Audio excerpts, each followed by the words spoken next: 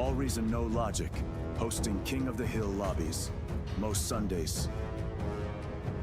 Join our Discord to be part of the action.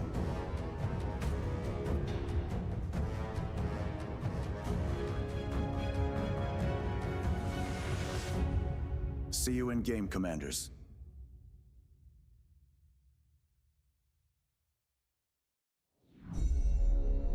Beyond All Reason fans, welcome to King of the Hill by All Reason No Logic. Experience 2 or more teams facing off in epic scale warfare, where the Horde gang up on the Kings of the Hill. Kings start off with an economic bonus. They do their best to defend an onslaught after a no-rush timer expires. Test out your micro and defend against multiple players in variations of this game mode.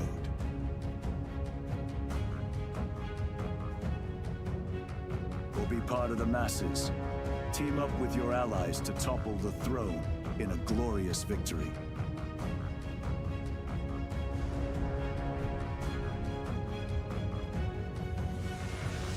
All Reason No Logic, hosting King of the Hill lobbies, most Sundays. Join our Discord to be part of the action.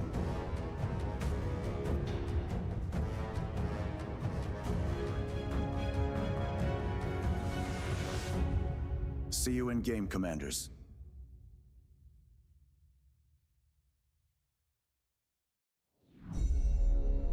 Beyond All Reason fans, welcome to King of the Hill by All Reason No Logic. Experience 2 or more teams. Awesome, and my game is not casting in screen. Hope yours is, Pro. Oh boy. Hey everyone, I'm just going to sort out my technical difficulties. The actual game itself is not showing. Ah, interesting. Mine took a moment to snap on, but it did snap on. Yeah, it's weird. Yeah, it was just showing a black screen there, Clegg.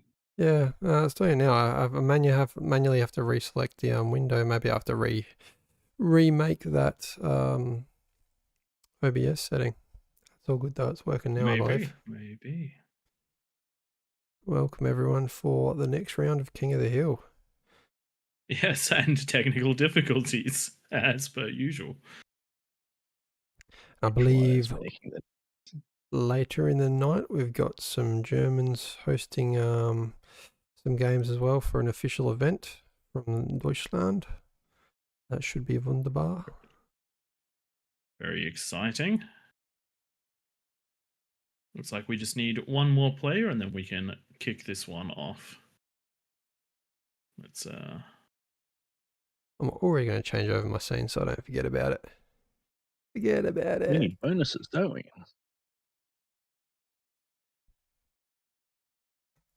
Oh, that could help. Oh, actually, yeah, that's probably a really... Nope, the teams are not locked. That is going to start being a problem pretty soon. I believe it'll just be the Kings that probably are. Yeah.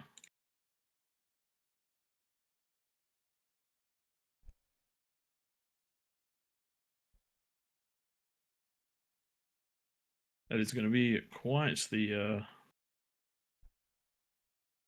the challenge if we're chucking 4 people for each king, but we'll see how we go. Do we want to lock the lobby for the purpose of getting the game started, and then we can unlock it again in a sec? I agree. Yeah, go for it.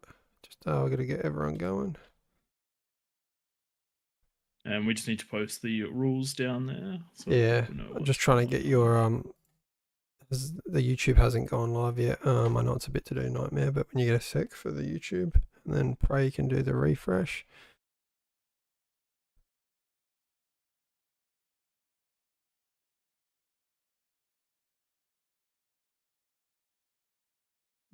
No, this is not.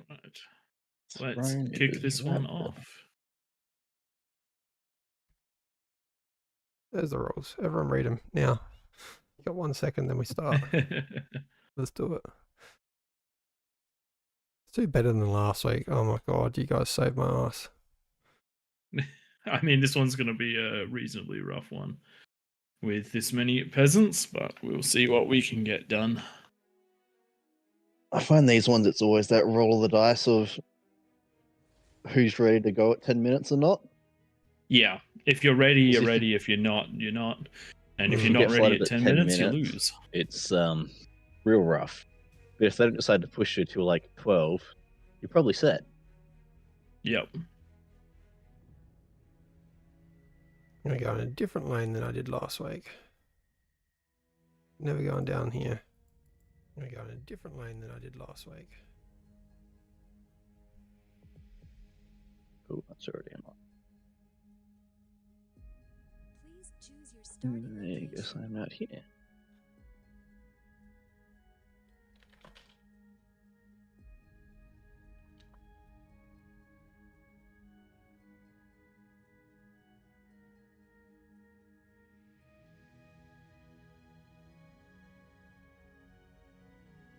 I feel like this is probably the one that I've had the least practice on.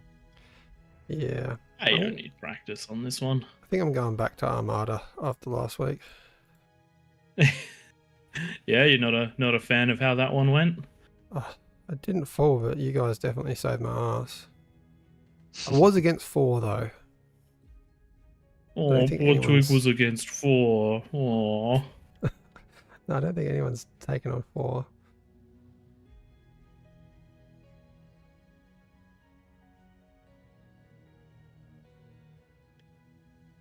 Alright, let's try that on for size. Try YouTube, Bradith. Give that one a quick refresher. And Got a should random have a fresh new 2-6. signal to go with. Uzi. Arxalot. All the people joining in on the streams. Yeah, we've been a little. It's been a little rough getting here by the start, the past couple of weeks. But this time we made sure that we would be. I made sure we had I'm absolutely alive no now. preparation whatsoever, and it just happened.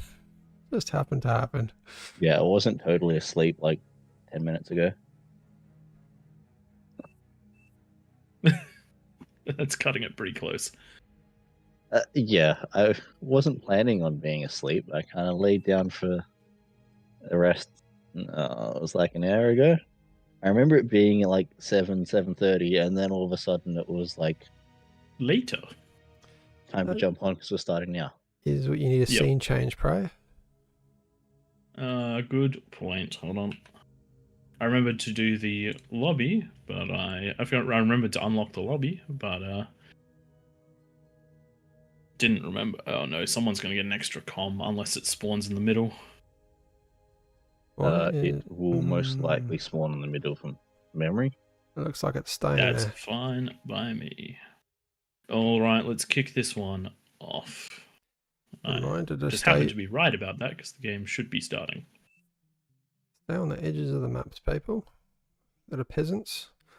AllReasonNoLogic plus Jaleo plus small. We'll do our best to hold you off at the 10-minute mark. Yes. And that does mean also for those tuning in that you can't get those geos. What is going on in chat?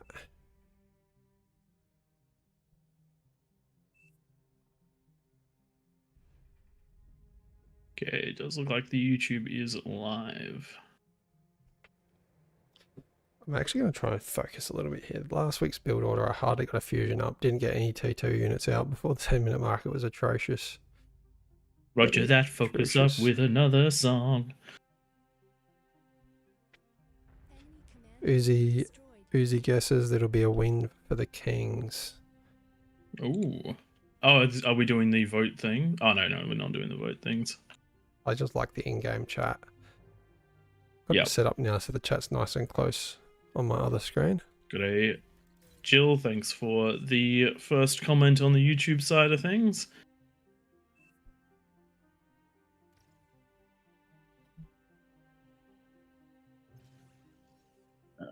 Yeah. need more of that. I have emptied out on energy. What are you doing, Twig? Now my mexes are Yeah, turning that's off. not what you need to be How have doing. you done that when energy's this high? I don't know. I built 2 wind and then went into a construction turret. That's bad. Twig is bad these days. Twig is bad these days. What happened to you? I brought life to this world. Oh, well, I didn't. My wife did. I just gave her the recipe.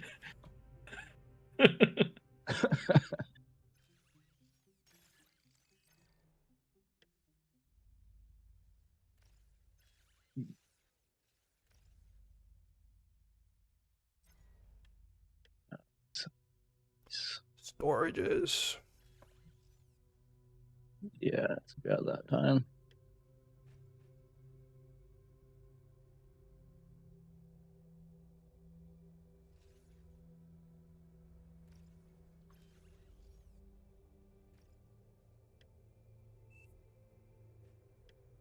There we go. So, you need to make me metal storage, and we'll eat that one.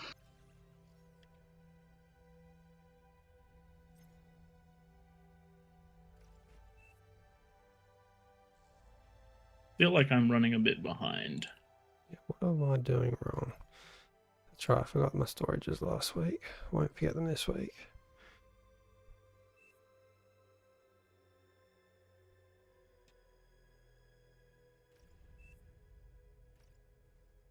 Enemy commander destroyed. Now you have to Sounds build like some more of these. communism happening.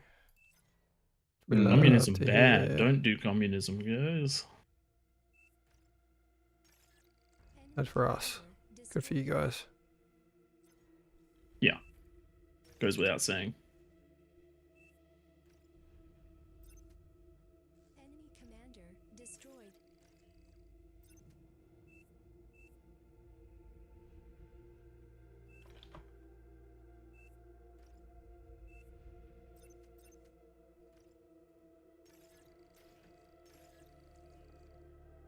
There we go. Finally, my conversion's caught up.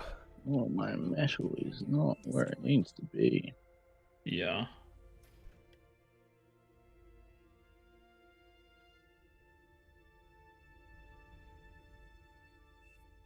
How many construction turrets do you guys have? I'm at 5. I only have 2 because that's all I can spend at the moment. It's probably why I bottomed out so bad. I went to BP heavy, which will pay off in the long run. It kind of does, it kind of doesn't. Hmm.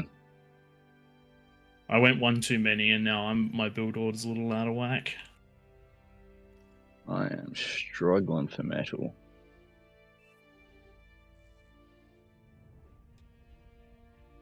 I think we just can. This is gonna be way too early for T2. How many wind have I got? 57. That actually is fine. It's actually fine.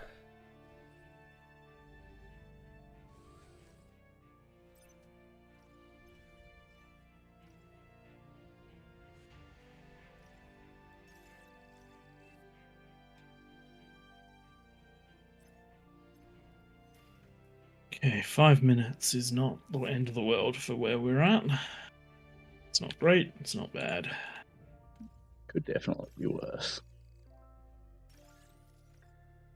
Yeah, Great. these T2s up.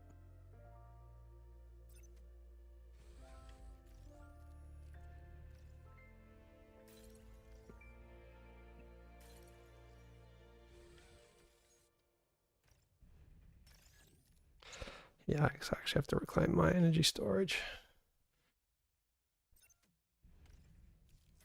Really, that's bad, Twig. Where are you at? What are you doing? You're down here. Okay, so we're about even on stuff. That's bad. Hey, why am I- I doing that? It was more meaning that I checked in to see where you're at, and you had I your was just giving you a dig. I don't want to be where you're at. I want to be ahead. where's your You're a bit ahead on the energy front.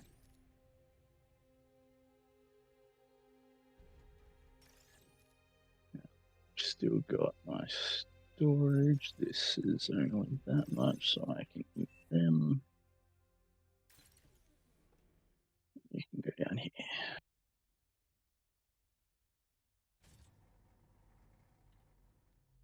Was that doing that? Didn't tell it to do that. Maybe monitor's just getting set up in the background. That was my distraction. I'll blame that if I lose. Oh, sure. Sure, that's definitely all it is. Yep.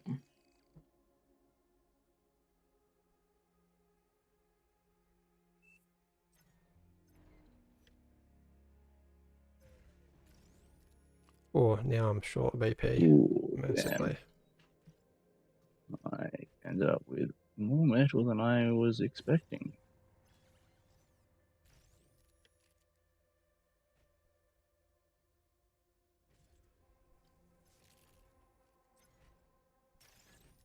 Jeez.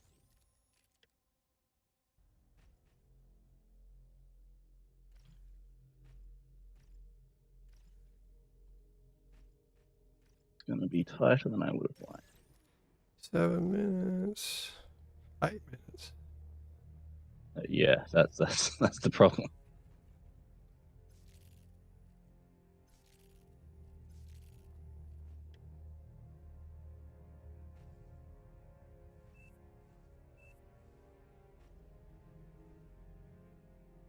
I'm sitting on way more metal than I would like.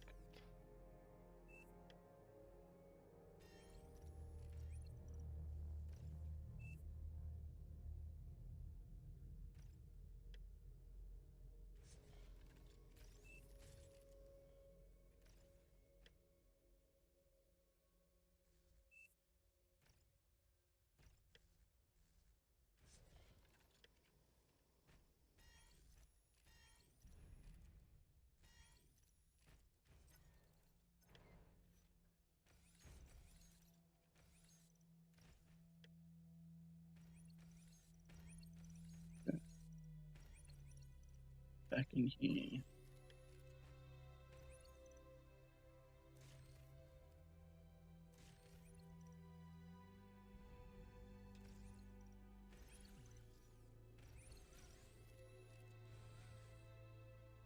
I'm actually going alright. I'm happy with where I'm at this time. Producing Before Q2 with you- 1 minute left.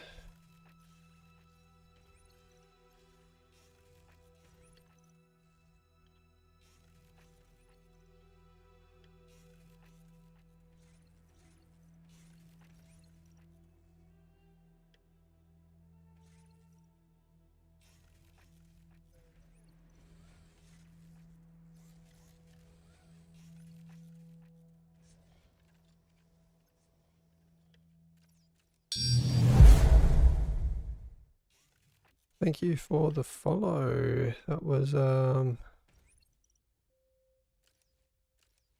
someone's followed right when I don't want to be watching. Awesome TV. Thanks for the follow, mate. Lava level is dropping. There we go. Go. Alright, what do I got? Oh, I got the OS 37 and 23. Interesting. T2 unit detected. Oh, Don't my. love that it's saying T2 unit detected. Yeah, that's never a great feeling, but see where we're at. How well have they defended this other side?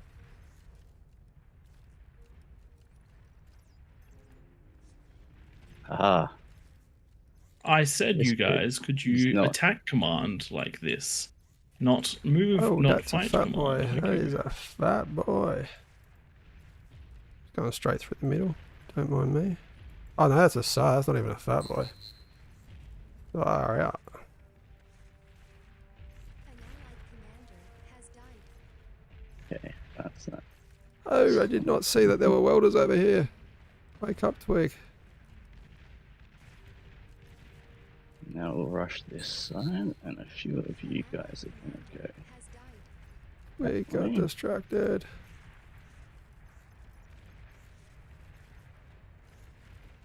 Get out of my base.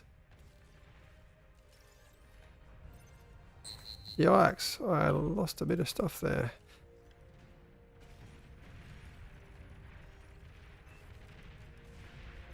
Gotta keep it. Oh yes, juicy wind blocks.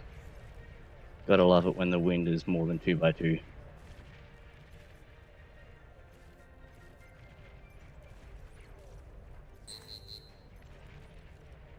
Keep everyone dancing. I don't need you guys to be there. Yeah, going around.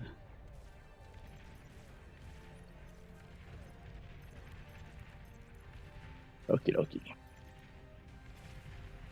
I am gonna be free shortly.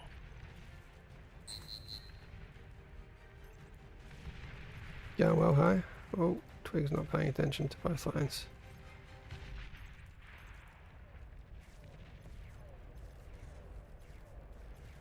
Relatively so. Destroyed.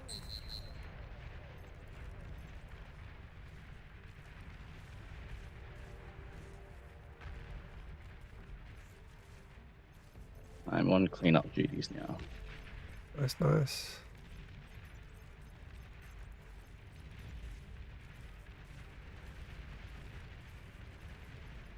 Forgot to repeat that command.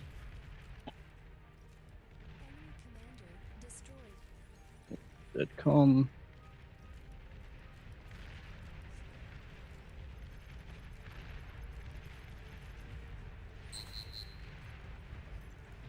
This way.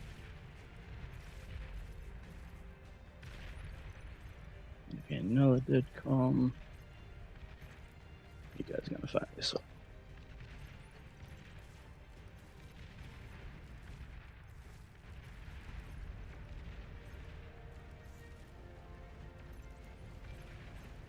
Nice call on the Bulls, but I don't reckon it's gonna save him.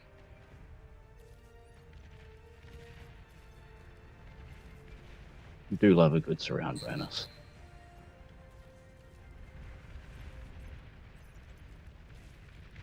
Enemy commander destroyed. Another calm down. And I reckon I am free. Very nice. Which means time for a little more eco. Oh, Oh, help out Twig. I am. Yeah, but the king above me is dead, so I'm gonna go that way. You can get this support, and that's probably about all you're gonna get for now.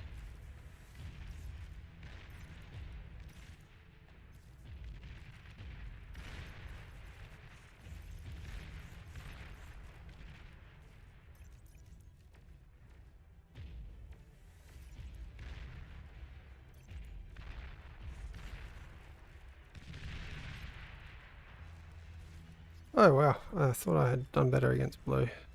They are coming back and I'm not scaling.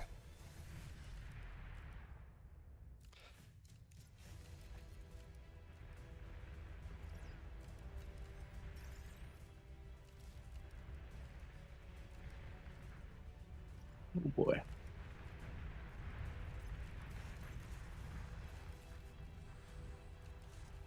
Invisible.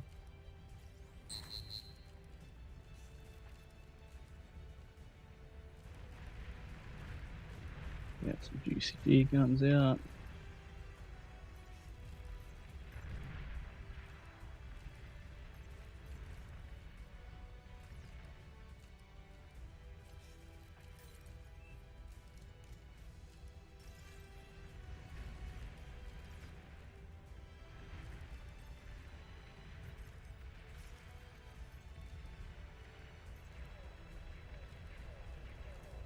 There should be more open for you now. I hit a bunch of these defenses for you.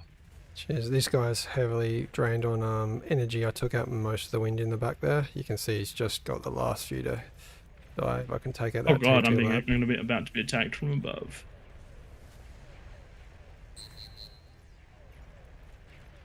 I'm just gonna fight these across.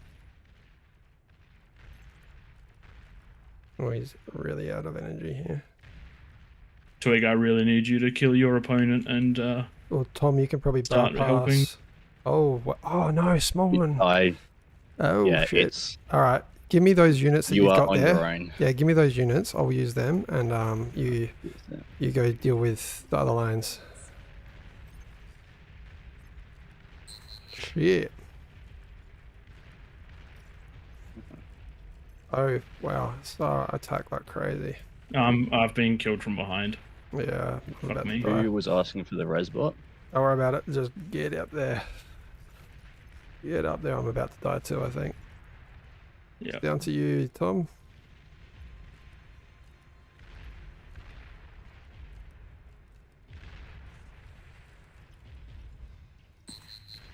That is unfortunate. Yikes. An allied commander has died. How did they get Zars on you, Twig? Yeah, done good. They're all dead though. They all dead now.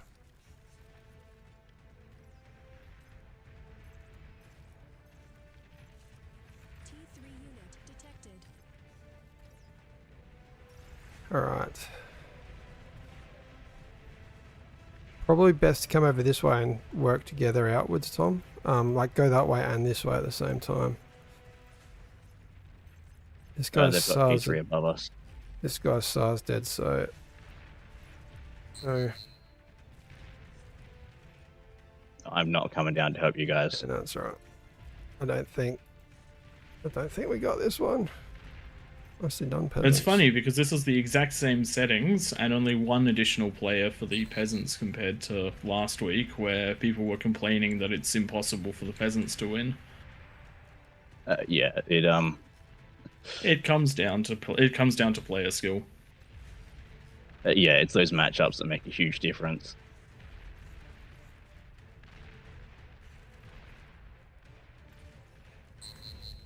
If people just don't push out and hammer stuff,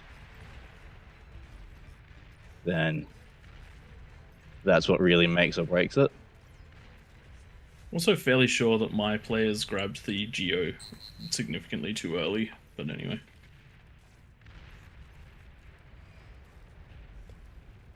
I'm about to fall, I think. Oh, you know, you've got plenty. I don't have enough of build stuff. power. Interesting. We I don't need have more enough build. build Oh, that's a good amount of pawns in my base. You're Just not supposed to reclaim leave them. them in Make sure there. you reclaim them. There you go. You're good. You're good.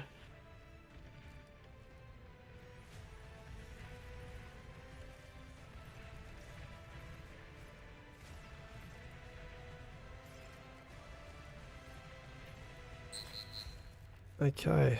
Build power. Oh, all my constructors are dead. Awesome. You might be in a bit of trouble now. Yeah, I am.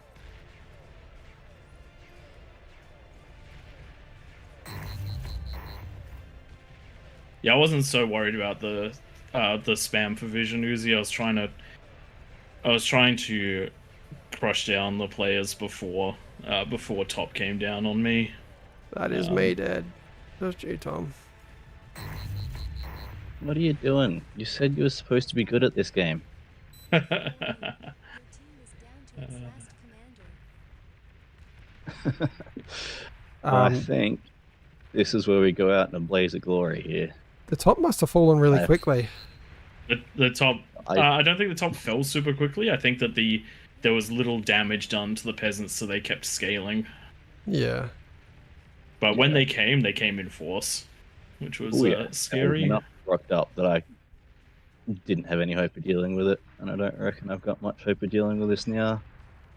Nah, they can diversify a little too much when there's 2, 4, 6, 8, 10, 12 kings 12 peasants versus 1 king is a bit much. Yeah, I didn't necessarily.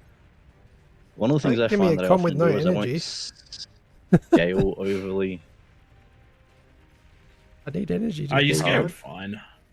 but like do plenty to deal with your own ones. But So there's 1 king Beyond that- left in the match, Yeah. and your eco is only being outclassed by a factor of 3. So that's No, not 12, bad. 12 players creating 3 times your income is not the craziest thing in the world. You're giving me a commander without energy. It can't do anything. Oh, that was small. Had that.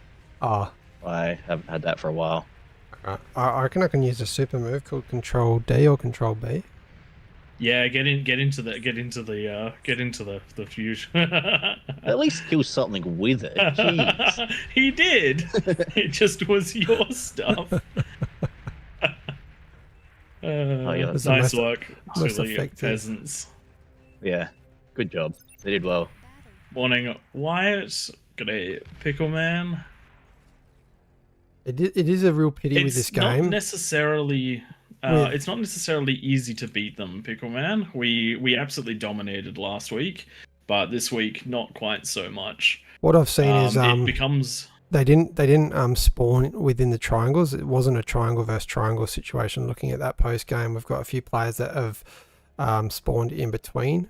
So those north lanes had to deal with more than just 3 players. They were like 3 or 4. So we needed to define that a little bit clearer. You got to start in your triangles and dedicate yourself to one triangle. So yeah, it was a bit unfortunate for Small and Jalio at the top there. That's right. We'll move on to a map where people can actually play together as compared to separate, which should hopefully make a nice bit of a difference. But we do like starting on that Claymore, particularly me, since it's usually the only one I get to play in a night, because if I don't, then Twig takes away my allowance, doesn't feed me, and makes sure that I am not allowed to go outside during the week. So unless it's to pay. Well, the week I played 2 games, you gave me a bucket, man. You didn't even replace it after a week. All right, is that working? I think that's all loaded up. I mean, ranked games, I can just turn that off manually. Doesn't really go ranked. And then we're going to... Did we want the extra economy stuff on? No, we don't. That's... No, definitely not for throne. I think when we applied that the other week, it didn't really work too well. Yes, and that was partially because of the players that we had in the middle, but it also, the biggest issue that we have with it was how the super converters, yes. The double build power, like the supersized build turrets, yes. However, when you have T1 build turrets, they chain react. When you have T2 build turrets, they don't chain react at all. And that's not something and that's not okay, because it means that some of the balance that the peasants get from being able to get in and just and break the build power to slow the kings down disappears. That's right. We were going to try and tweak that, weren't we? Yeah, but we've run out of time on that one during the week. And then the super aphis, meaning that each super aphis the kings get is 900 metal a second. That's a lot. That's a lot. For example, usually, like before we used those super aphis, kings didn't really get above, like average kings. The average king economy didn't get above 800 metal a second. The fact that you can quite easily get the entire team up to 1800 metal a second is not something that can be easily balanced. Because exponential scaling is in fact quite exponential, and that plus 45% bonus is pretty, or plus 45%, 50%, whatever happens to be, is pretty insane when you throw those super sizes in. How many are we looking for? 7? 7. I'm not one. I'm speccing in a sec. I'm just staying in there.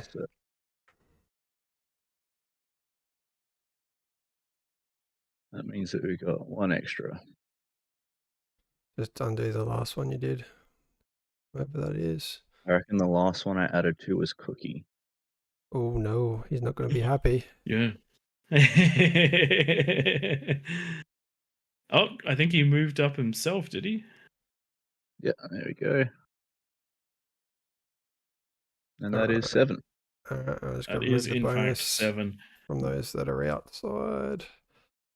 There we go. I would consider a plus 55%, even a plus 60% for the kings. What are we at? 35? It's not that many.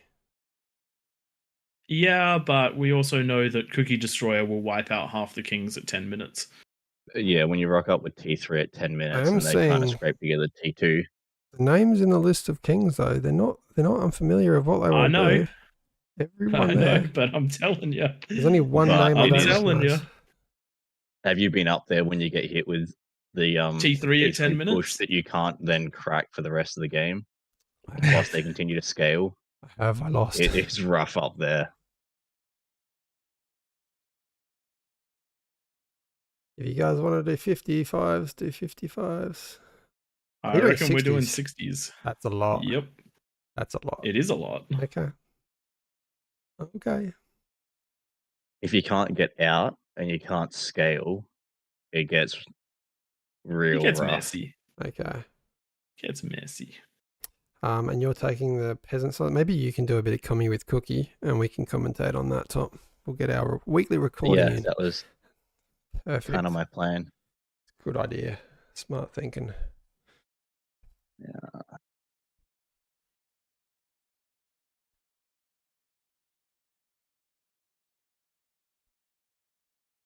Nice. No ID conflicts.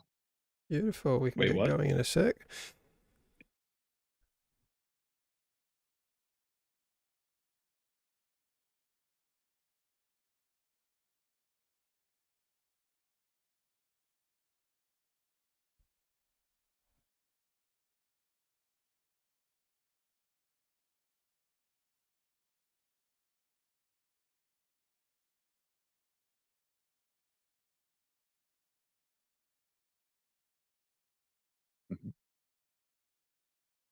Okay, let's jump out, Pray, and start having a chat while Tom gets this one going. Actually, we'll stay right here. So, Let's drag Tom out. Unless you want to stay and listen. We do not mind. Because let's face it, half the people here that are playing are probably listening to the stream anyway. I think I'm assuming that's probably the case. Once we jump it in would- and get started, I'll see who's nearby and make the call then. Yep. So I will quickly post the rules, and just to recap, just a little bit different from the usual King of the Hills rules with this one here. We have turned off the Tremors, Ambassadors, Arbiters, and T1 Have we hovers. done that? Yeah, I did that when I set it up. As long as no one wrote anything over the top, I'll put the code in. The tweak is there in the Oh yeah, the tweak, I see. Yeah. Thanks to Fishhouse Mike setting that one up for me. Let's just get a ring on these last few people and kick off the next King of the Hill game. Hopefully a good We one. might need to kick Mix, the player that's downloading. They've been downloading the whole time. That's all right. Unfortunate. Let's get going. We do recommend anyone that wants to play these pre-download the maps.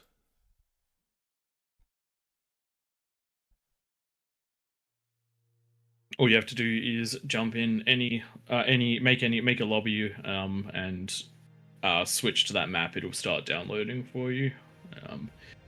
We would love to be able to wait for everyone to do the download, but as we've picked up in the past, it is a bit of a game of lobby Jenga. Every time we think we can start, one more piece needs to be added, and then when it's loading, another piece gets added, and the tower keeps growing. Yeah, it's good to actually get into playing the King of the Hill games rather than just the lobby sim. Simulator. Actually, that's if anyone's makes games for Steam. There you go. There's your next $1 million idea, lobby simulator. If you do make great success with it, I would love, I don't know, a house. That'd be great. I don't see it being that profitable a game. In fact, I reckon lobby simulators usually end in like You broken say monitors that, and but stuff. Space People lose money. Station Cleaning Simulator made millions.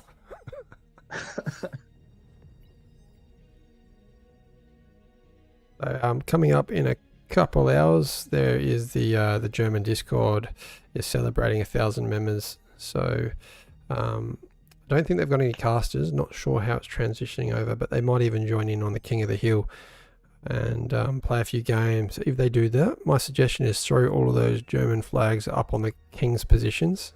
So we have Germany against the world in King of the Hill. I think that we can make that joke because we're part German, but I don't think everyone can. Yep, Axis versus Allies all over again. Just want to react to a comment. We were just talking about how Cookie Destroyer would never be listening to the stream while playing, and they replied in chat saying that they would never do such a thing. So we can trust him. We can trust him. No questions asked.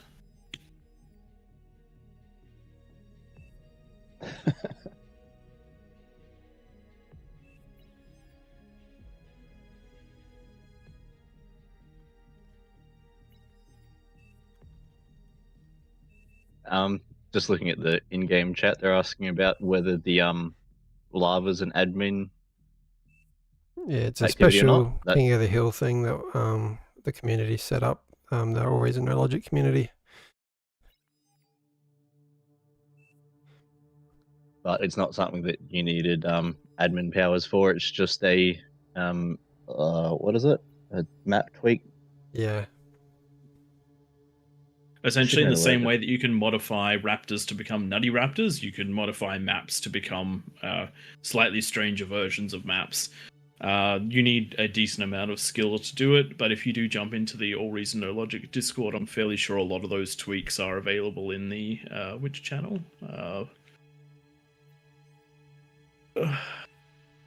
Should double check that. I can't I remember think whether they're might be in the No, they're not. community they're not- feedback, maybe. No, I don't think not they're anywhere? available. You can jump in there and Okay. ask us. Just send us a DM. Or just play King of the Hill with us each week and you'll see it right here. Looking pretty. But yeah, it's some codes thanks to a player called Chronographer.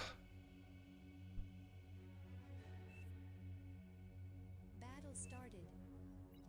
There we go. Welcome to King of the Hill. This is the Mighty Seven of Oli Wanira, Akilyu, J Frost, and Asama, Aspera, and Aeon Spire up against how many? How many we got? 40 something? 43 if you look at the number of comms. They've got their work cut out from them. There's a 10-minute no rush timer, and then this lava in the middle of the map, not the lap, the map will disappear, and all hell will hopefully break loose. If we see Indeed.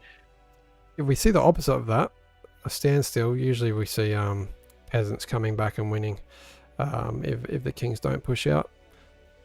You give them that time to scale. These players in the corners usually can get a tier 2, tier 3 economy up after about the 15-minute mark, even though they've got no mexes to start on. That conversion does work out for them over time.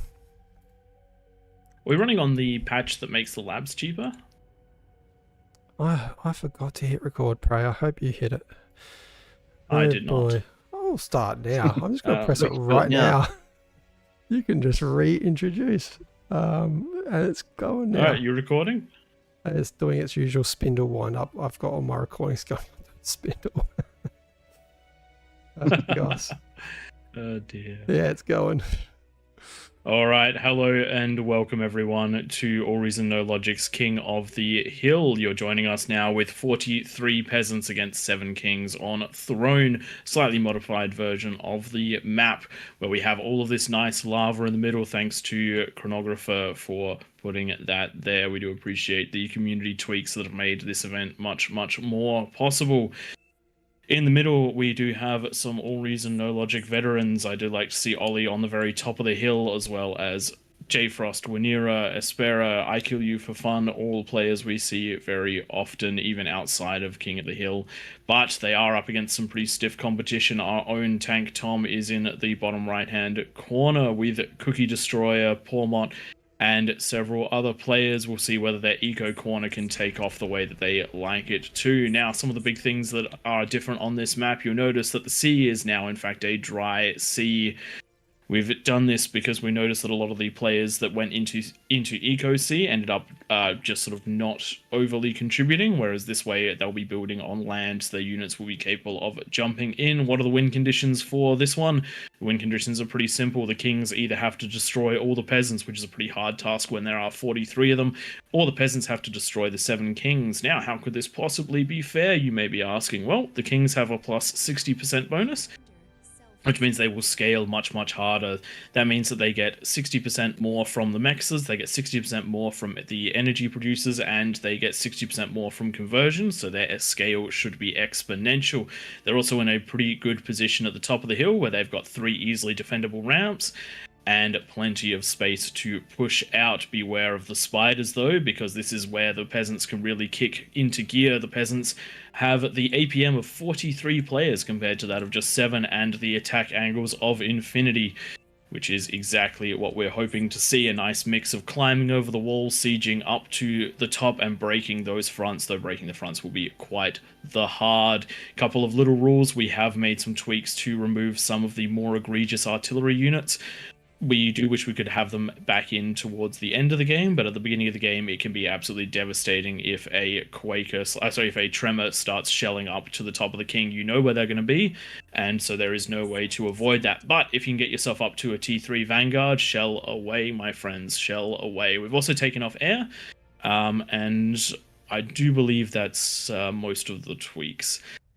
Joining me today is Twig, and I do believe Tank Tom might be in the cast as well, though he will be playing, so we'll see exactly how that one goes. Now, for those of you that are going to cry wolf and say, oh, that's not fair, Tank Tom can hear, we're also live streaming this one, and we know for a fact many other people can as well, so it doesn't make much of a difference. Twig, who do you think is going to win, and what do you think that the Kings need to do to stay competitive by that 10-minute mark? Because we know that this is a time game. Eventually one team will outscale the other, and with the space available to the peasants, it may well be them.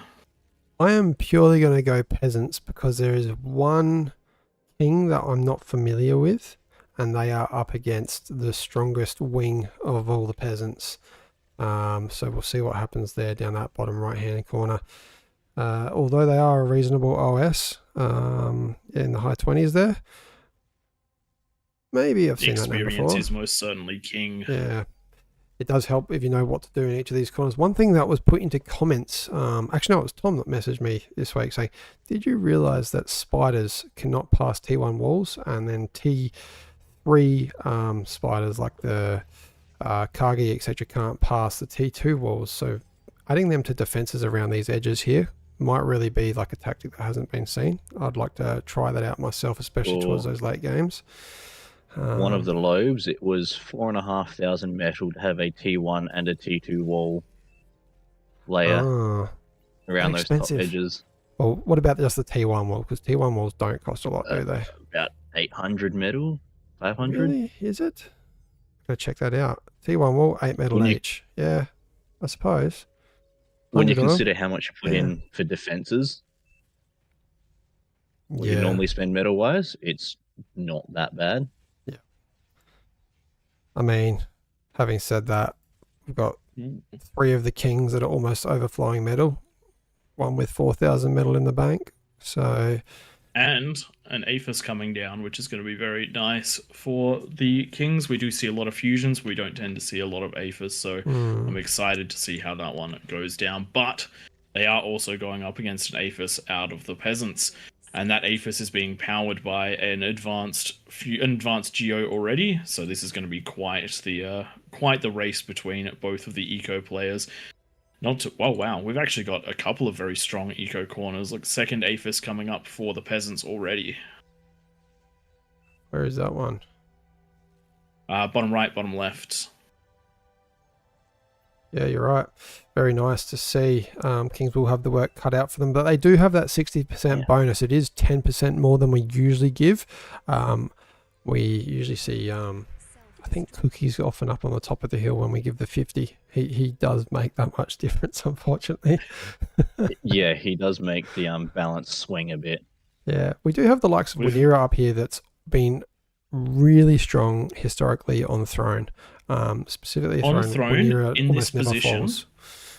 Wanira, not just that, in the position Wanira's in, which is one of the gateway positions, Wanira has never fallen on his side of the map. Mm. It's always been a So fall take out of that one as you will. He's also been entrances. very successful at pushing out. Yeah, it always seems to be this bottom edge that's last to be cleared out. The top left usually dies first, top right after that. We'll see if that's going to be a repeat. We also tend to find that the higher OS is definitely in the bottom half of the map. I'm not sure why they pick it, but they do. Just preferences, I guess. The aesthetics. Maybe there's a nice view sitting in the deck chairs amongst these pine trees. I mean, for me, it makes sense because you're attacking forward, not attacking backwards. Yeah. That's, I've always been easier one to to... Off the screen at the bottom. I'm stubborn. I keep my screen facing the way that it spawns in. I never rotate. You guys the same? I would say that is pretty normal for just about everyone that plays. Yeah, I know some I people tend to like maps rotate that it. run side to side, more so than maps that run top to bottom, or bottom to top. All right, let's look with 1 minute to go. Let's have a quick look at the situation as things stand. We have some half-decent defenses out of the Kings. Nothing too crazy yet. Scaling is not happening the hardest at the moment. There's being a bit of a metal spend problem for the scaling King. Defenses on the ramps looking okay, but nothing crazy strong. We've seen some very, very strong defenses in the past, but there are some scary positions around the outside. We do have several of the Kings that have not got that are not fully established with their outer ring defenses. But I don't think we're going to see any Kargis or any spiders coming in. Having a quick zoom out and looking at the units. That's exactly what I was about to say, Prey, with what you said, the metal spending issue. I'd just be dropping down a T3 lab if I was that eco player in the middle, and just have, even if it's just 1 or 2 Razorbacks at that 10-minute mark, just to spend that metal that's currently overflowing. Maybe they're listening in on the stream. That's happening now. The Kings are not going to be under any threat whatsoever at the 10-minute mark because the grand total of units on the map is less than 50. And here goes the lava in 5 seconds, and then we're going to see these peasants put a little bit of pressure on. I don't see any units out of anyone, but yeah, once again, Wanira going to do that early. Maybe this is why this lane always works. He goes forward with these Jaguars quite often, and there's not that much T2 at this stage of the game for the peasants. Jaguar strong unit, and the peasants have not got those defenses as much as they need them.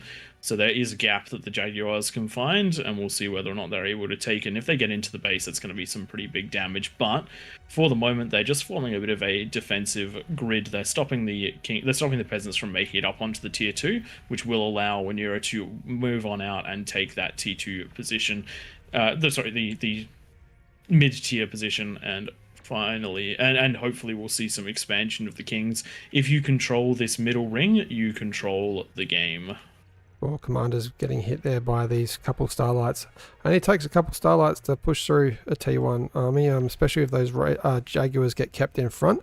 We do have some Grunts, though, pushing down. They can take out these quite quickly, but luckily Wanira spots that and brings those Jaguars forward. He's going for a run by now. He's seen that there's no Commanders in this area, and we're going to be seeing the first peasant base fall, and that's a T2 lab, so that's a big loss. It's a very far forward T2 lab as well. I'd almost rather see the middle being given back to a further back peasant, and yeah, here we go. There's Jaguars sending out, and these corners that have been only ecoing off of scale of conversion and wind, there's nothing there to stop apart from these few blitzers, which will go down quite quickly, I think. Maybe. Oh no, and because they felt like they were safe, they've built their wind in highly, highly risky formations. It'll only take a couple of these to fall in order to do massive, massive damage. These, oh, that could be a good D-gun. Nope, that... Oh, just Oh, missed. it's only gonna take one. Oh, I mean, if no. one of those That Jaguars was so gets broken close. apart, that could easily go and take out that massive. Oh, we have a Razorback. Aeon has Razorbacks coming out. Check that out. It's going to be a fusion going down. And this is going to be a rough position for the top side. Their defensive line is broken, the units are moving in, and now the players are going to have to get into that T1 defense against T3 and mixed T2. But on the flip side, the bottom of the map is in trouble for the Kings. We do have 2 Vanguards that are shelling up into Otsamu. And Otsamu has nothing that's going to be able to deal with this in time. Most of the build power is down. That shield's not going to get up in any meaningful amount of time, especially since the Vanguards are doing a great job of target firing through the map. They're just spreading their fire. They don't have any view up there, but you do know that everything is going to be around this area, and every single shot is moving to a different location, just searching for that conversion, searching for that build power. One shot's all it takes to take out build power and conversion, and that's what you need to do when you've got these units. You do not have to see them, you just need to be able to deal with them. This is going to be an entire wing of the Kings taken out in the first couple of minutes, and that's going to make this into a very, very difficult race for the Kings. They're going to have to deal a ludicrous amount of damage around the top, so then they can basically form a wall halfway down and try to battle it out with these Kings that are doing a very good job. Oh, sorry, with these Peasants doing a very good job of scaling. I really actually think that T2 is the way to go for the Peasants right now to push their advantage that they've got down there, because they're on the clock. We currently have 4 Razorbacks working their way around the left-hand side of the map there. They're doing a lot of work, supported by all Rhaenyra's and the Aspera's spam. Aeon Spy doing really well. I think that 60% bonus has meant that you can get up T3 off of the 2 fusions. No, don't even need an AFS to keep them coming out quite quickly.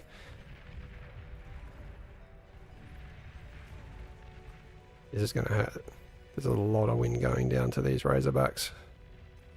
No commanders can get there because the wind fields have blocked out that path of travel towards the Razorbacks. We do have some gauntlets, that are being built at the base of Aeon Spy's base that are shelling up into his base. Those need to go. They are not allowed. Commander destroyed. Commander has died. Battle paused. That is... Okay, we'll get Nakoda. Battle started. There we go. Been Those destroyed. have been removed. Those are not okay because you cannot do anything about them, which is one of the rules. Essentially, if there's something that you have no recourse to deal with, it is not okay. We got any spiders coming out of any of these southern players here? I'd love to see something Speaking of supporting spiders, these Vanguards. Cookie's spiders are in pole position right now to do some serious damage. None of the other Kings have responded to this. Yeah, but the problem is without the T2, there are a couple pulses, and that is enough to take out these. Oh man, if that fusion goes down, I'm assuming there's no vision of that. But it's not hard to guess where everything is. Oh, hang on a second. There is vision of it. Just fire until things... Is vision of it. There has been vision gained for the Peasants. They do know where a lot of this stuff is. Yeah. It's such a pity that there's no termites or recluse being used to help out these Vanguards.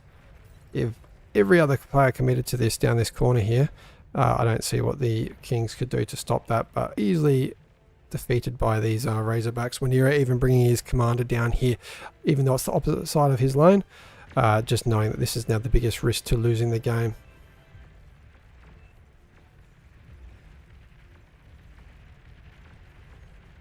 Total of 12 Razorbacks out for the Kings.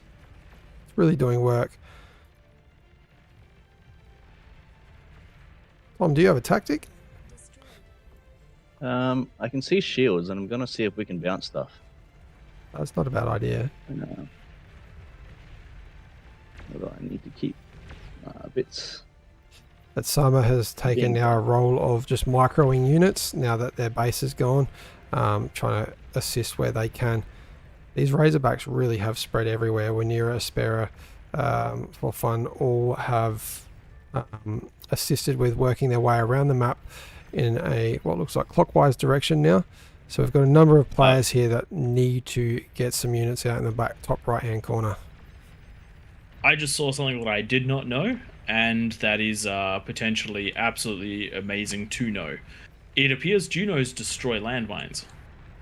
Yeah, I knew Oh, that. that's good. Knew that. I did not know that. That is ludicrously awesome. And something that I really wish that I'd known a very long time ago. I just am surprised. Like every week we see so many spiders, and there's just none. No one's got spiders.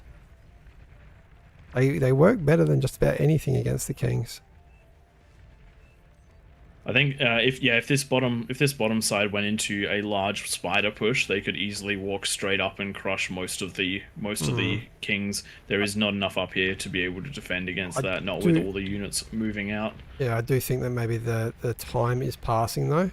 The only thing I'm not seeing is good scaling out of the Kings. One player really scaling up their eco in a way. Everyone else just doing it quite slowly, but they need to keep the pressure on with the units, so I understand why. Yeah, the amount of pressure the Kings have put on this game is absolutely outstanding. I don't think we've ever seen a Kings group get this offensive since we moved to the 7-king layout. This is showing off just how much you can do if you're supporting the T2 units with the T1 units. There is not a crazy eco coming out of Aspera, but Aspera is making sure that all of Wenira's units just stay with vision and are just pumping the damage through. Just intel is one of the most valuable things in this game.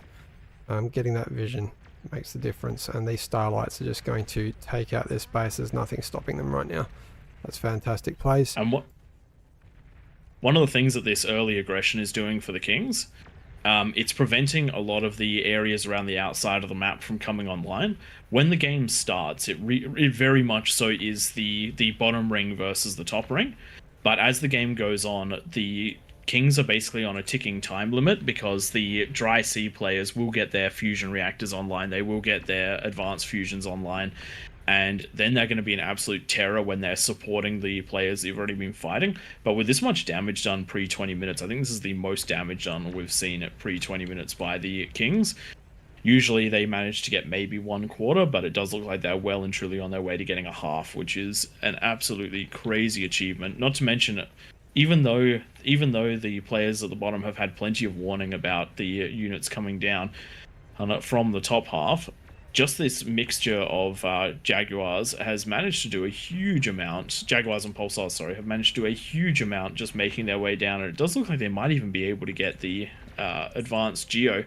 Though I do think a couple of those shots are missing, and the units are going to catch up. So it's not quite going to happen, but still a lot more damage than it should have been done. You really do want to cap these units in those choke points. And with the units starting to come down from the top half of the map, we're not seeing much of a response either from the right side. They're starting to get some units out, some res out, but there is nothing stopping the Kings from going around the outside in the dry sea and just crippling the bottom of the bottom outside of the map. And if that happens, then it's going to be very hard for the peasants to hold any ground. To the south entrance right now. Oh, nope, bad idea. Just a commander playing with danger. It had been spotted though and it's retreated. I thought we were about to see a com bomb, but we are finally seeing that push that we've been waiting for. This could be death for the Kings if it's not reacted to. Look, it could be, but a very quick reaction out of Ollie with all those Razorbacks coming in. This is going to be a very limited time attack. And we will see just how effective it is. The Razorbacks are going to be very effective at cleaning this one up, especially with the artillery, especially with the additional artillery and the spam units coming in. As you were saying, as good as the spider attack would have been a few minutes ago, I do think that unfortunately the window of opportunity did in fact pass, which is very unfortunate for the peasants. because they do have this great spot to push in, but unfortunately they're just going to start ceding ground. Thankfully, there is a bit of a pushback on the left-hand side. Shivas and Demons managing to push their way in with some spam, and they're going to start trying to reclaim some ground. One of the things you can't let the Kings do is start not focusing on their side of the ramps. If all the Kings pressure down in one direction, you have you're going to have a very hard time as the Peasants. But if you can keep them having to defend all 3 ramps, that is one of the ways to win at this one. We have said it before, and we will continue to say it. The team that gets aggressive first tends to do very well, and in this case, it was not really the Peasants. They did let the entire top half of the map dangle. This is a lot of pawns with pushing only south. a small attack on the bottom half of the map. A very effective small attack, but a small attack nonetheless. Pawns working towards all these beamers, but the beamers and the pop-up Dragon's Claws are what stops them in their path. Putting quite a bit of pressure No, on. it's not what's stopping them in their path. It's corpses. It's corpses, Twig. Corpses are stopping all of them in their paths. Oh dear. That is one of the things that can happen. You can have so much destruction that it becomes hard to push in full stop. Now, just noting, there's some Shivas that are attacking from the left side. They've just discovered how defended these entrances in. Entrance is the worst. Fire your missiles up into the high ground. Shivas can do that, and they function a lot like arbiters. Just pressing, while you're moving, you can just press the S key if you're on grid keys, and then just attack the ground, like I'm doing in the recording now. Obviously, I can't do it while spectating, but that's all it takes. They'll keep walking on their path. That Geo just went down to spam, so the Starlight's not doing the job, but the littlest unit in the game getting it done, which we've seen all too many times. Eco is now pretty much neck and neck, with almost half of the Peasants taken out. We are down to only 18 comms for the Peasants, down from 40 something, so more than half. I do like the use of these cut-up bolts out of Cookie Destroyer. They're probably going to be what can break the line, but unfortunately this is easily the most defended entrance out of all of the entrances to go for. I don't see that breaking anytime soon. Looks like when I play that position. Yeah, four Snipers, pulses beam, up. pulsars. The only thing it's missing is rattlesnakes. Things really, overflowing on metal and not having a problem getting plenty of units out right now. Build power is the main thing that they need just to keep the T3 building up in numbers. Razorbacks are really doing well, keeping all this spam down. 26 on the field right now, and spam is not getting past them. But what is slowly working away at these ones on the right hand side is this Cerberus. So the Razorbacks not pushing past that line. They have vision of where that range is and working around that slowly. You've got to remember, Peasants and Kings, you can get up in a few of these locations where these short cliffs are. With the map modifications, it doesn't mean that you're restricted just to those ramps. That isn't the case though in the very middle. That middle still remains the same. We do have a small recluse push over the side here. Can we see any of the eco? Well, they've learned the lesson with those T2 walls. Those have to be shot through before they can really do anything, and that'll allow for the players to get a response in.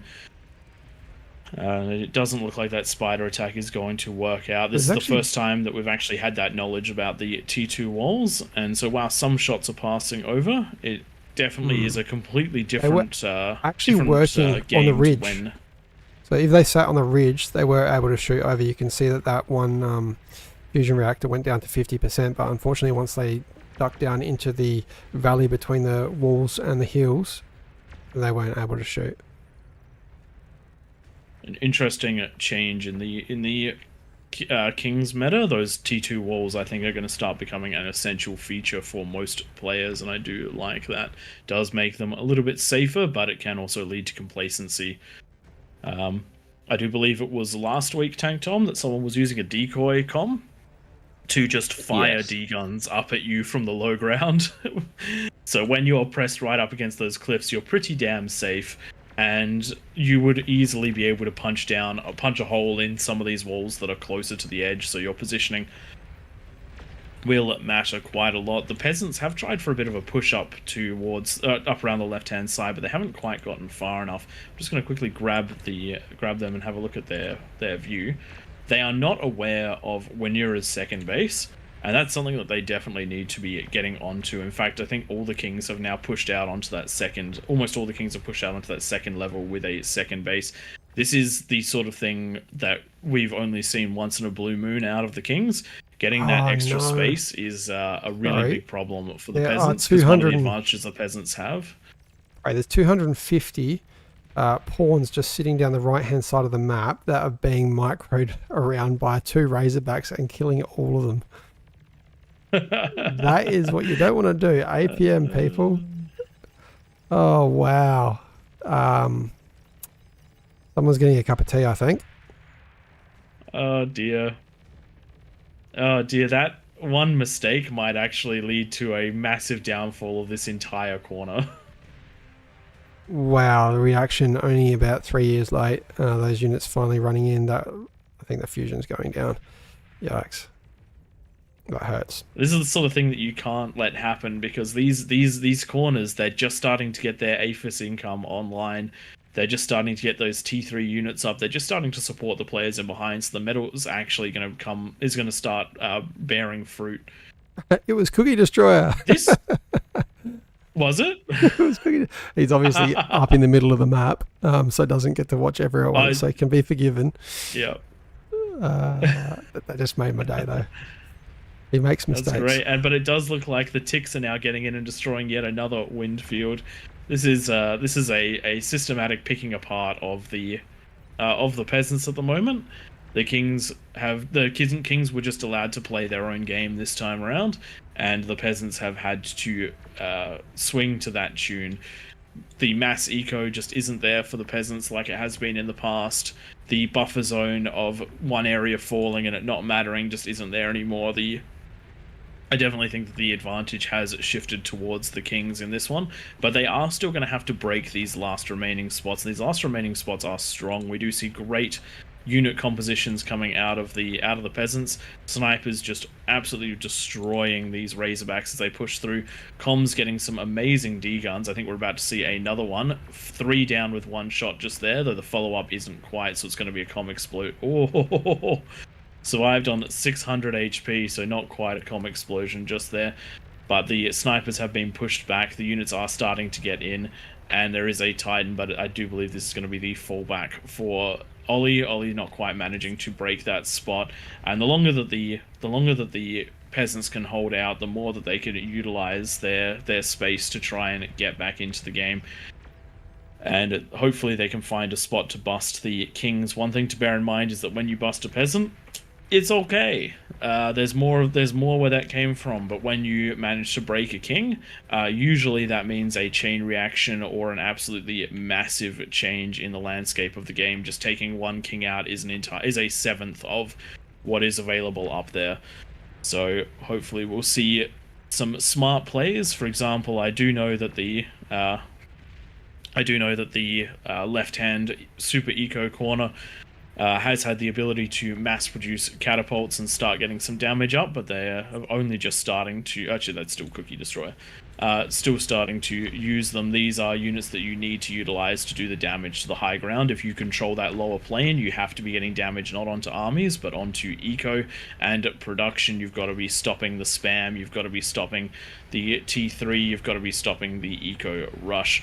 But as things stand at the moment, the kings are in a really good position because they don't just control that top. Even if you do take out the top, there is a fallback, and this is going to turn into quite a long one. I think it's at the stage of the game where peasants, I mean, once we get some stable lines, they need to go into the likes of the Jugs and the Behees and the Titans to be able to break these lines, because we've got pulses up everywhere now, and we're not going to be able to simply see some long-range pushes. Too much spam.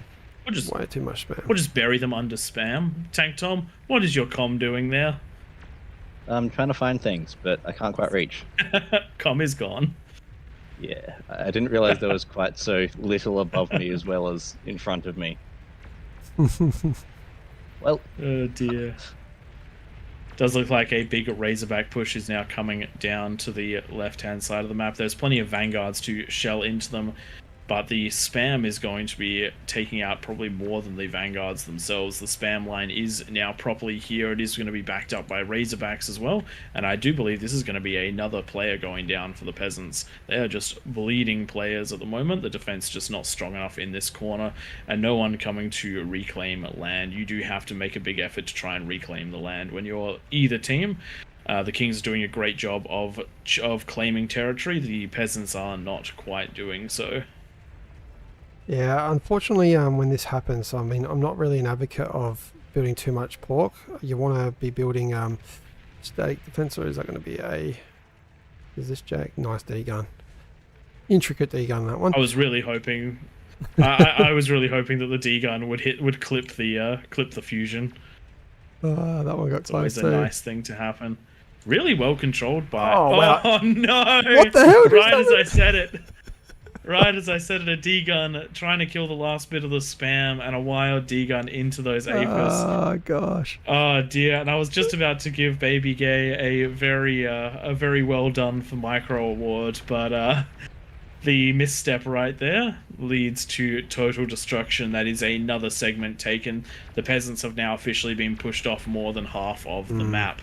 I think the only real chance for the Peasants now is to... where I was getting up is like roles need to be played, and whenever an area breaks, someone needs to transition into the likes of beamers, pulsars and bulwarks to defend from any future pushes. Only real avenue I think I could see Peasants winning this is the right entrance. Doesn't have any real big defenses. It is where most of the units are coming out for the Kings, but if it can be pushed, there's aren't all the pulsars that we see at the other entrance. I mean, speaking of being pushed, the Peasants now are getting sieged from the low ground. Those Vanguards just putting that high fire on and manual firing into effectively the edge of their range, then creeping up and doing it again. And when these shots hit, we're just seeing massive explosions of units. The Resbots doing their best to keep things up and running, but the Razorbacks are now somewhat in. The Titans are somewhat in, and the Vanguards are just creeping that line of fire forward. We're also having a very interesting Recluse push from the front line. I think these are aiming to try and get the conversion or maybe the Cerberus, but unfortunately Recluse not known for their longevity, only their crawl ability. And that Cerberus is very nearly in range if those Vanguards just keep that push up and running. We do have our first Jug and our first Behemoth out, both from Cookie Destroyer there, the Commie Corner. You've absolutely got to keep these surrounded by spam, because the Com is the most effective destroyer of T3 units, and there is so much metal invested in them, but these can actually punch into a base exactly like you need them to. What I love is the Juggernauts are a walking nuclear explosion. If we see it get right along this edge here and detonate, we might see some of those pulsars falling. A little bit of economy there. That is actually something that you very much so can do. Just walk a jug up to the edge of the cliff and control D it. The explosion will get about a quarter of the way into these wings. If you can do that on all four sides, you will wipe out almost all of what's in a wing. The only player that I think would be safe from that one is Ollie, or maybe this is Aeon. Aeon Spy, whose Aphises are in the dead center, but I still think that the explosion would clip just enough to take out those advanced converters. You'd be shocked at just how much damage those Juggernaut explosions can do. But it does look like we have Wanira getting into position to try and take these ones out. It's going to be a big risk. It only takes one shot from the Behemoth to take out the Com, so if they don't get the Behemoth first, that could be a big problem. But we are seeing a big response out of J-Frost, who actually has the power generation to fire these 61 snipers as they come in to try to stop this. But even with 61 snipers firing, they're not going to be hitting the Behemoth every time because there is spam, and it is still walking forward. It's only just ticked down below 50%, which is crazy, and the Com was caught by an explosion, by a shot from that Behemoth. Do believe it might have been it targeting spam. Nope, that is most certainly being fired manually, so oof.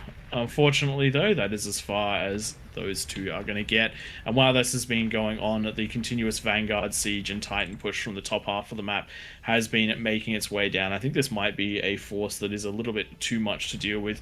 There is a Behe going to try and get in the way, but all those Titans have to do is not be where the Behe is, and they will continue to launch their way down into the ecos, and as they take each one out, the gap between the Kings and the Peasants will increase further and further. Not looking good for the Peasants right now. We did see a misclick down here. Cookie didn't have repeat on the lab, and nothing being built while those two units were being microed. But I they're don't coming up think quick. it's gonna matter. Yeah, the Titans Because right at the eco the center. Titans have done what they need to do, which is ignore the Behe, and they have found something very juicy. That is the biggest economy in the Peasants down in the drain. That one just dropped the Kings from about 3,000 to about 2,400. Not to mention the Razorbacks, where the Jug and the Behe fell, are now pushing through as well. So I do think that the Kings have managed to find the winning combination on this one. And 3 guesses what it was, Twig. What was the thing which was different about this one to other games on Throne? Oh, that 60% bonus. Nope, we've done 75% before on here. It was aggression. It was aggression. It was aggression. The Kings got aggressive and the Peasants did not. And so the entire half of the map fell for the Peasants by the time that they really got their act together.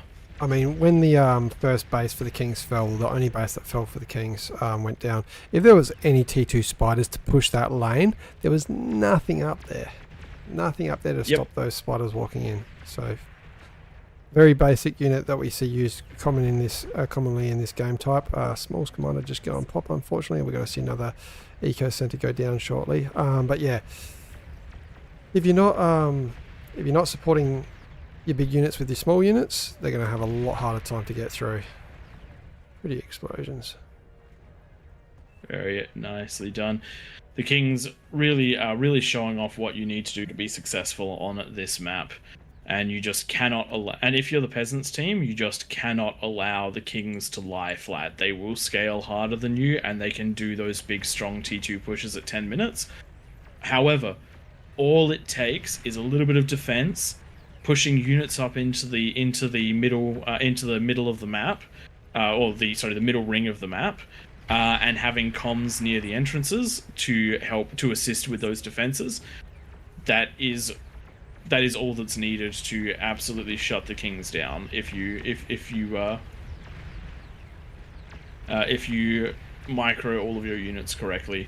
Because the Kings really do only have so much that they can produce, and the longer that they're producing units, the less time they're scaling their eco. The less time they're scaling the eco, the more time the players that don't have to defend are scaling at theirs. But if you're all going to be on the offensive at the... if you're going to be just ecoing at 10 minutes, the Kings will have a pretty easy path to push through. You also can't expect the players that are up in the corners to have too much of an impact in that first 10 minutes, because they have started with absolutely nothing, and they're having to build an eco from just conversion. So you really do have to make sure that you don't fall to give them a chance to get into the game. These Vanguards on the right hand side finally have vision of the advanced fusions. Actually, there is a Titan there too, so that is going to go pop, and that's leaving 3 Aphises down the bottom right. We've got a few more coming. We've got a few more existing on the bottom left for the Peasants. Just having a look on the left-hand side with Espera's base. These 2 catapults have done so much damage. That's what we're talking about. Is unit choice, just making sure the right things being used to do damage. Things that shoot over these hills will do damage. Yep, and that's the sort of thing you have to concentrate on. You have to make sure that you are doing the damage where it needs to be done. It's all well and good to have really good damage numbers, but if you never touch the King's bases, it's not so good. It's not so good. Only the 2 commanders left left now for the peasants. One of them coming into position. Rob the Madman trying to snipe some of these titans. I reckon he might Do get 1, your 2, or 3 of them. best. Well, they are nice and clumped up for him. Oh no, he's been seen. Oh, A little bit of a miss micro just there, and it does look like naked spiral in the bottom left hand corner is the last one to go. It does look like they are running into the furthest left corner, trying to keep the game running as long as possible. But I do think these Titans, if they beeline it there, will be able to get it done.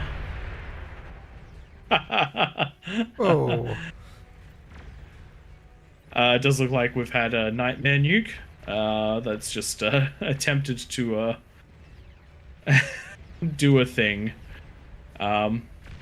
We do want to see this one wrap up, so hopefully these titans push over to the Oh look, left. there's a rolling ball next to the comm, or is that many rolling balls?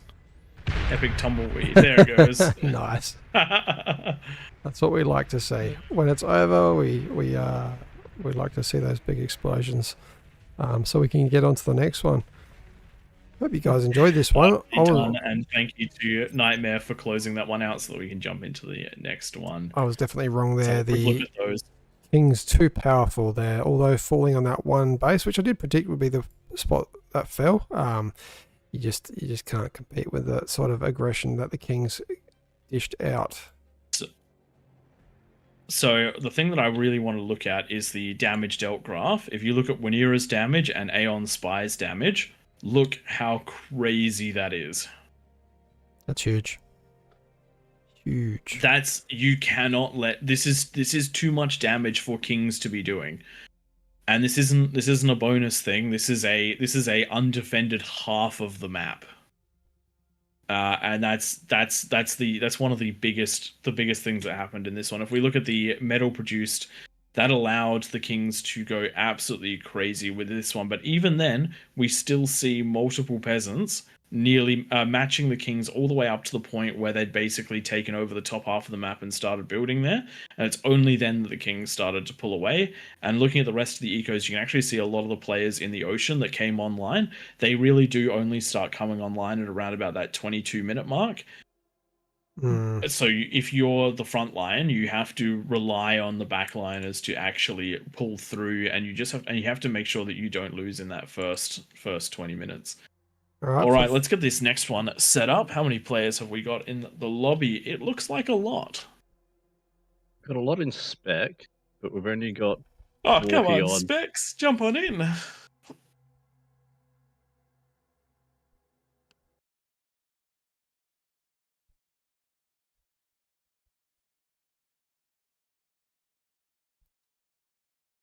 There we go. Looks like we've got some people moving in now. Just had a question in chat. What sort of CPU and GPU do you recommend for the game? The game is somewhat CPU intensive. I have heard that the AMD CPUs are pretty damn strong for this game. If you have anything like an X3D, you're going to do absolute damage. But I'm running an Intel 11900, and I'm doing just fine, keeping up with all the action. We've also got Tank Tom is running I believe it's a 7900, which is an older Intel chip again. Twig, your PC hardware is AMD, but I don't think it's anything to go to races about. Runs this game well though. AMD just seems to work well with Beyond All Reason. Whilst we're talking, are we staying on this map? You can easily get away with a mid-tier AMD, even if it's not the newest one. Are we staying on this map, boys? Or one more? With 50 players, we can probably do one more of these. Yep. All right, no worries. Keep going. Sorry to interrupt. Yeah, anyone can jump in and play. So Beyond All Reason, if you jump onto their website, it's available for free because it's still in development. It hasn't had a Steam release. You just got to make an account and jump on in. If you want to play in this mode in particular, when the moderators are here, we don't exactly have a limit to the number of players. So as you can see, we're already up to 53.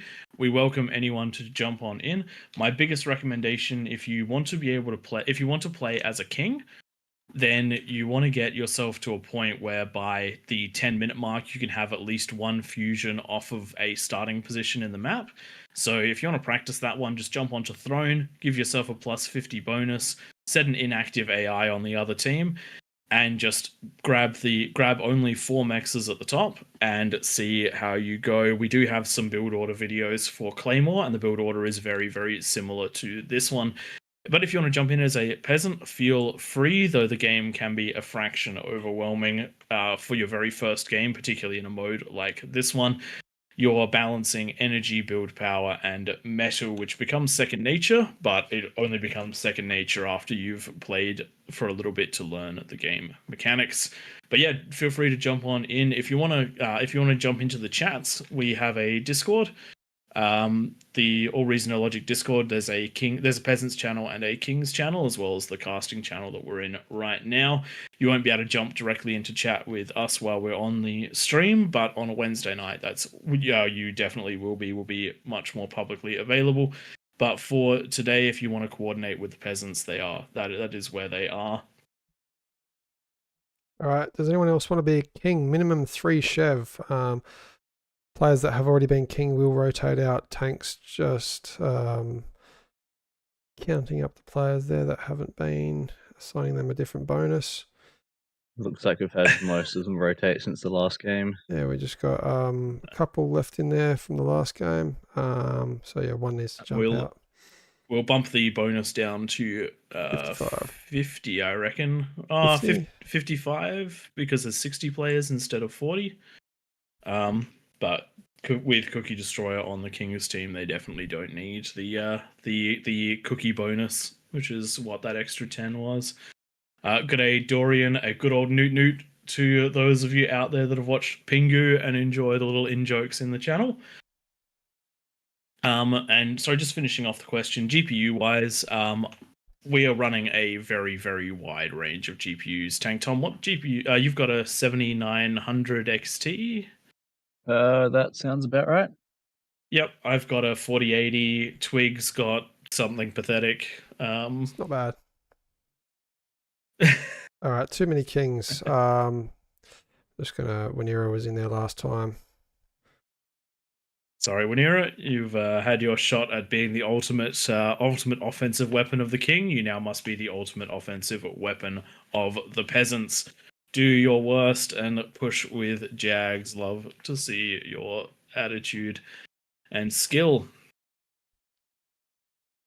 We did have 7 or 8. Now we've got 9. Yeah, so I'm not sure who the last couple in were. Grumpiness just moved down there. So, are you going to move the players, Tom?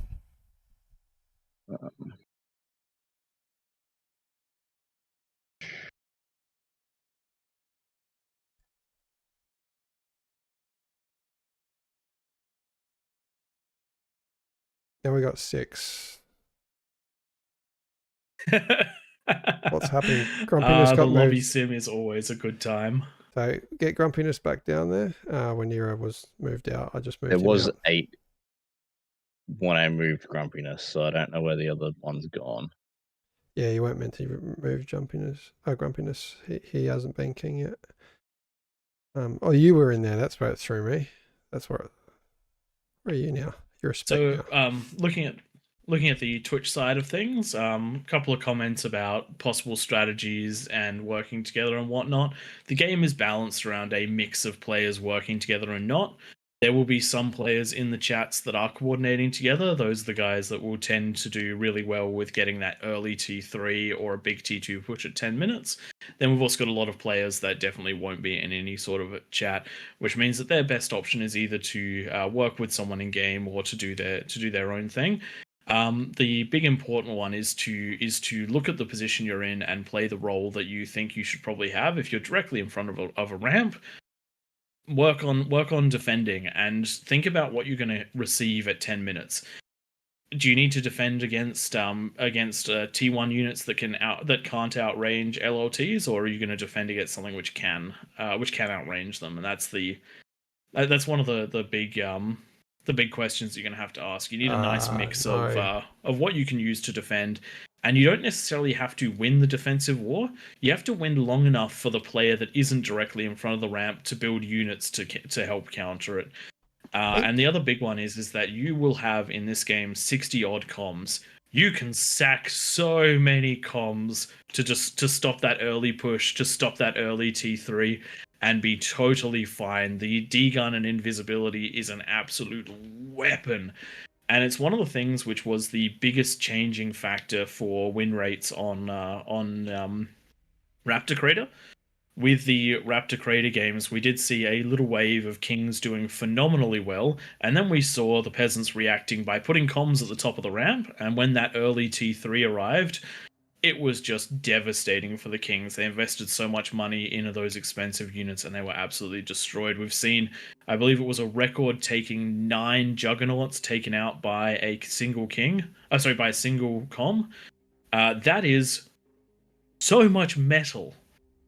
Is unbelievable that one comm managed to destroy it, and that is the balancing factor. You as the Peasants need to use what you've got, which is numbers, to beat what the Kings have got, which is essentially a unified high eco push. Sorry, I couldn't get a word in there just then, Prey. I think we've just got I could say don't start the lobby yet. We've just had the epic stuff turned on. Oh no, he missed out. Didn't turn it on. Okay. Ignore me. We just had questions if the epic units were on. They are not. We've had to leave the epic stuff off because based on discussions last week and some of our own testing post last week, the epic stuff is actually too much. If you look at the combined eco of the game previously, so that in that previous game, the Kings never went over 3,400 metal. A single super Aphis with that bonus is 1,100 metal. Yeah, too much per second. It's way too much. But that's not even the biggest problem. The biggest problem we have with it is that the T2 build power doesn't chain react. And one of the biggest things that's important for Peasants is being able to get those raiding attacks in. Less so on this map, but massively so on Raptor Crater. The Peasants managing to get those raiding attacks can slow a King down by several minutes just by destroying the build power, and that can be make or break in the early game. So a really important one that if we're going to be using those, we're going to turn off the we're going to be turning off the super Aphis. We'll leave on the super converters, and we'll leave on the T2 build power. But we have to make the T2 build power do enough that if you destroy any two of them, they will chain react through the entire lot. Hey, if anyone wants to set up that code, we would appreciate it a lot. Because we're saying we'll do it, but I don't know if we'll get a chance. Now let's jump right into this before we one. Start next week. Take it away, Pro. Twig, are you actually recording this one? We are. Very good. Welcome everyone to AllReasonNoLogic's King of the Hill. You're joining us here on Throne, and joining me is Twig and Tank Tom, who I'm not going to give a word edgewise for at least the next minute as I explain exactly what is going on. This might not be the Throne you're used to. In fact, it is surrounded by lava. A massive thank you to Chronographer for setting this one up by tweaking all of the geography on the map to let this one happen. That lava will drop away at 10 minutes, which is the signal for go, go, go. The way that this map works is we put 7 Kings in the middle with a bonus, and those Kings have to find a way to defeat what is 60 Peasants around the outside. This time it does vary from game to game. There are a couple of rules to bear in mind. Those rules include no air, no offensive structures being used to shell either side. So that means do not if you build Junos, feel free to use them in your own starting zones. So for the Peasants, that's on that bottom tier and outwards into the dry sea. If you are the Kings, then leave those Junos to the inside of your base, maybe just a little bit outside of your own ramps, but do not Juno your opponents. The big reason that we have rules like this one, and also the rule taking out a couple of the sieging units, such as the Tremor, is because the Kings have so little space to start with that you can fire blindly and win. We saw that in the previous game with Vanguards picking an entire player apart just by blind firing. Other than that, I think that is the major ones to go for, and we're going to jump on in and see exactly how this one goes. Tank Tom, you were just in the last one where you managed to be thoroughly trounced by the Kings. What do you reckon the Peasants need to do this time to change that? We need pressure coming out from every side. I was on the bottom side with Cookie, and we managed to take out one of the Kings, but it was only one. Because the Kings managed to get out into that top side and basically roll around, it gets very rough once half the map's dead to then try and hold off the Kings on your own from that point.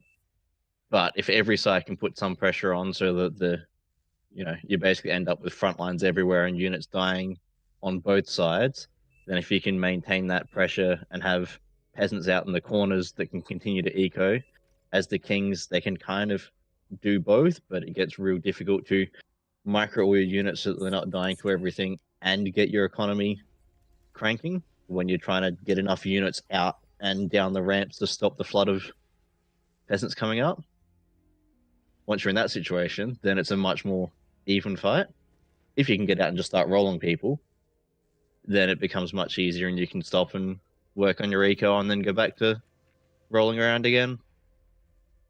And Twig, what do you reckon the Kings need to do to win this one? They do have Cookie Destroyer up in the top half of the Kings base, which is going to be a nice boon for them, but they're still going to have to work hard if they want this one. I think they're just going to do their thing and win it.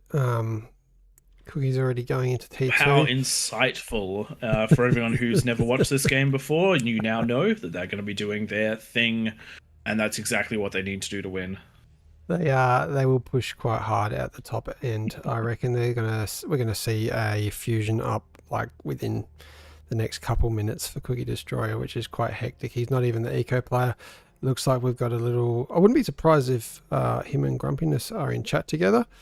You can see some reclaim. The reclaim does get the bonus. We do ask that players don't abuse that at all. So when you do reclaim something, you will get the 55% bonus on top of that with metal. We see a second commander being destructed. Yeah, this is going to be an aggressive start out of Cookie with the double comms down. That's close to 3,600 metal added to his equation. Hey, there's only 5 comms left to die. If he's smart, he'll leave That's a bit couple scary. metal on this one so that it can be rezzed. We will see. But that does mean that the lab gets to stay up. It does mean that the build power is actually putting down those advanced metal extractors very quickly.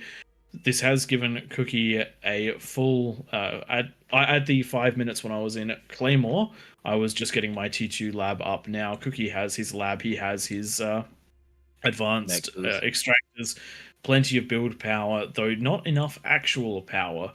I think that's going to be a limiting factor. He's going to need that donated from somebody else if he wants to be able to get into that fusion nice and quick, unless he knows something that I do not.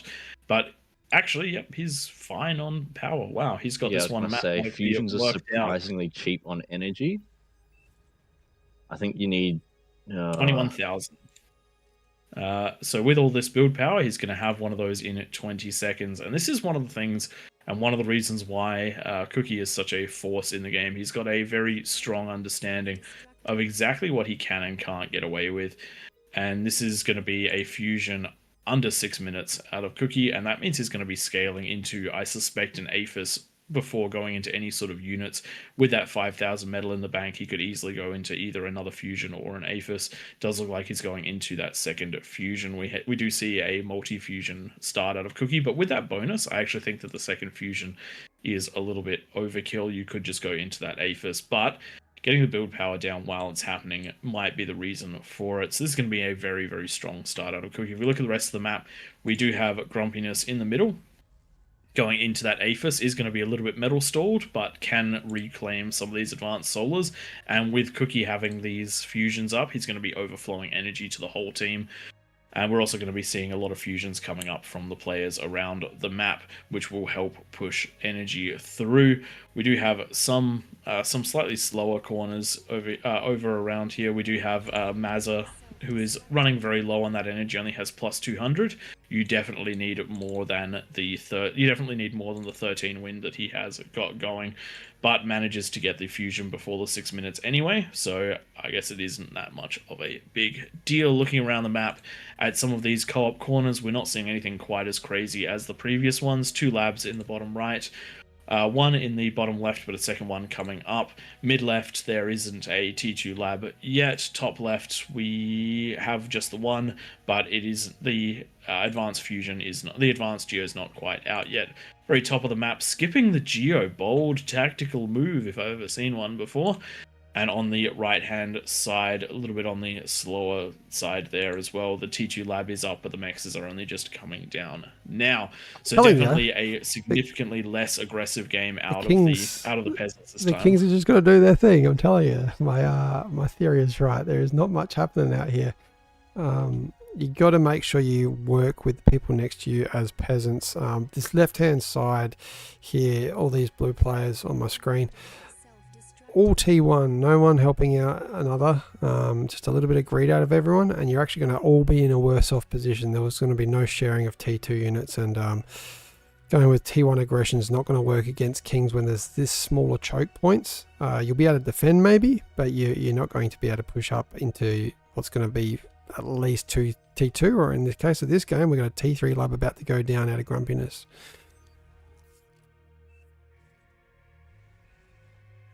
And that is just one of the things that we do talk. Oh no, bottom left hand side player has gone for the comm detonation for the medal, but has blown up most of their base with it, or maybe that was someone else's base. We actually saw Tank Tom do that in a Road 2 game. Actually, I don't know if it's released yet.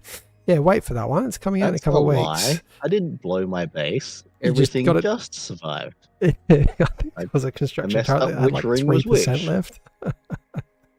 You can press space X on your keyboard when selecting a unit and it will tell you the explosion radius. We've just got to pause here. What's going on? A player has an ID error and they've paused it. They need to unpause the game. Yeah, just somebody in game. Fix at this point. Just resume the game if you could. Maybe Cookie, you're listening in, just resume it. There we go. Thank you. Unfortunately, yeah, when you join these massive lobbies, please don't pause the games unless there is a rule breach. Yes, there are valid reasons to pause it, but unfortunately we cannot pause everyone for just one person experiencing some technical difficulties. It is just the way of things. It's like in the lobbies, we do occasionally have to pull people out who are downloading the map.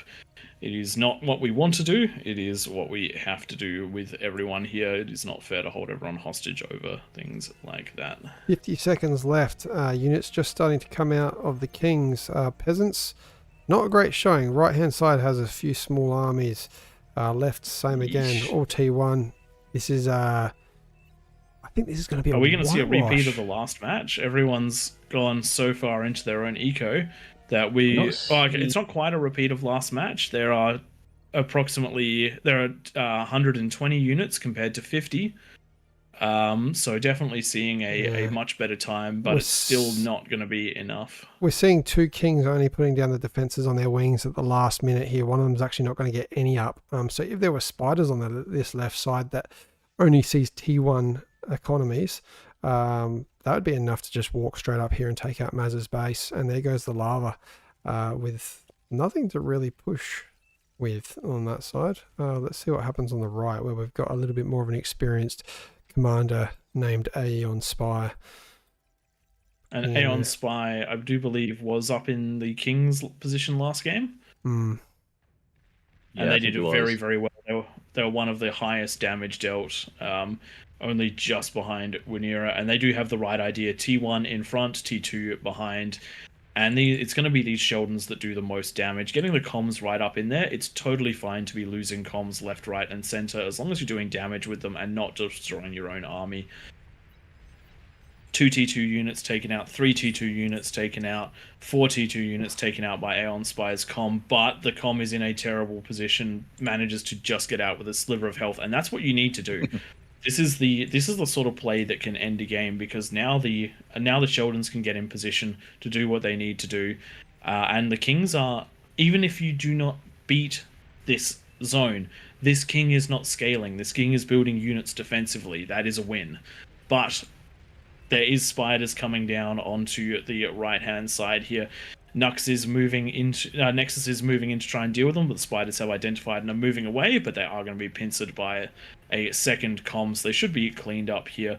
Something to bear in mind, these internal walls are not, sorry, these internal cliffs are not cliffs everywhere. 1 D-gun, 2 D-guns, 3 D-guns, 4, and that is the spiders cleaned up. But again, sack those comms to protect those bases. You cannot allow yourselves to fall early game, and this is actually turning into a much better showing out of the Peasants.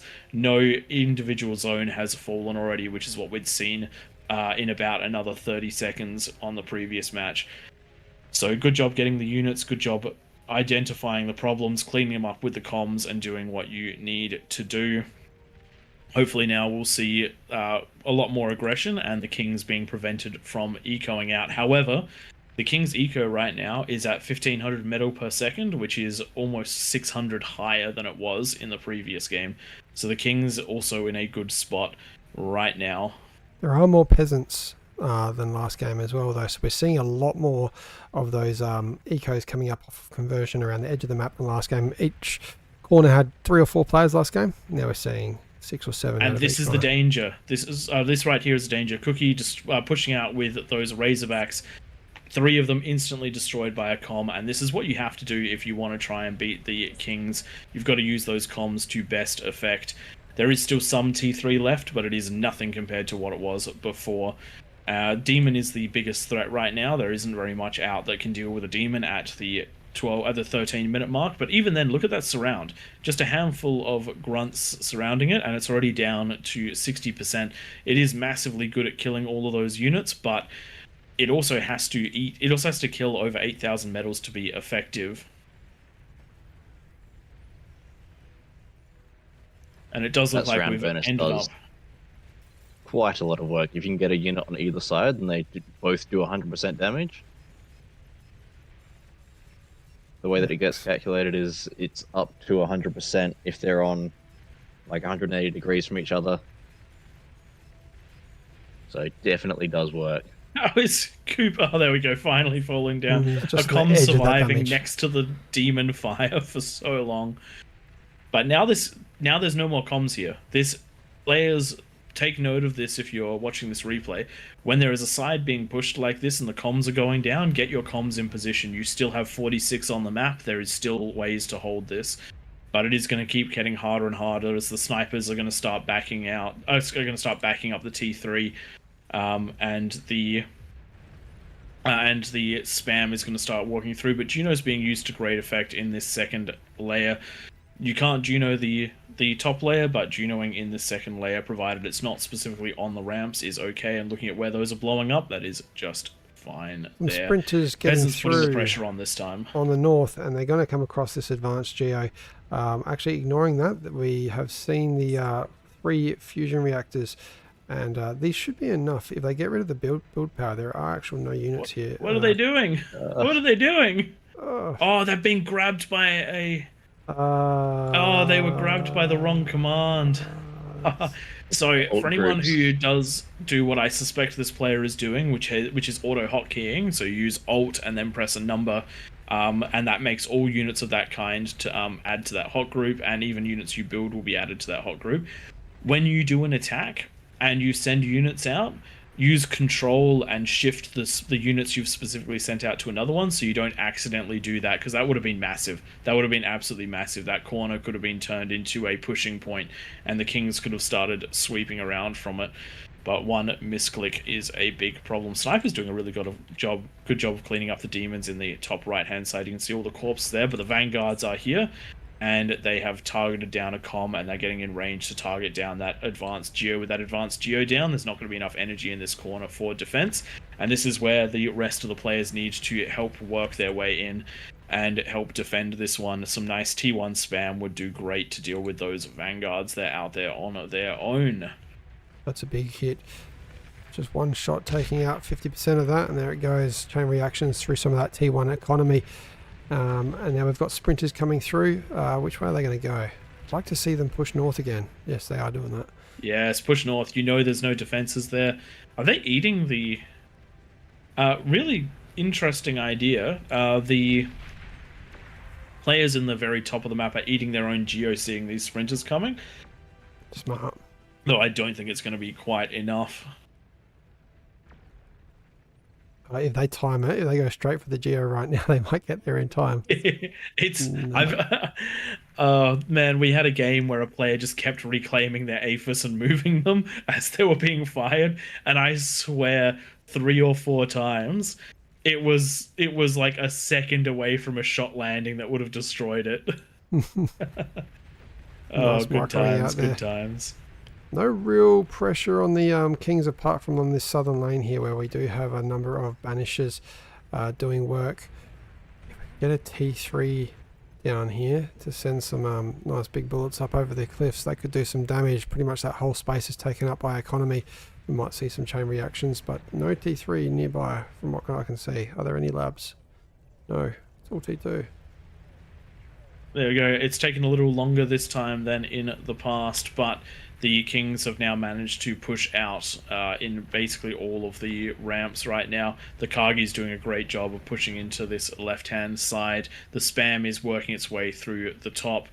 The right-hand side is being Vanguard and Razorbacked. It is only the bottom side, which always seems to be the spot that is the most troubling. But even then, there's spam coming down. There's Vanguards firing. This high ground position isn't long for the world.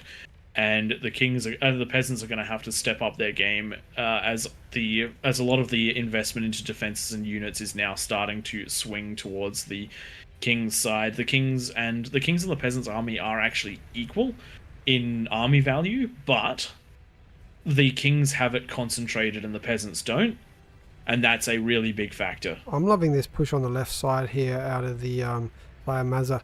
He's going Kagis and Grunts, which are doing quite a bit of work, taking on 3 players over here.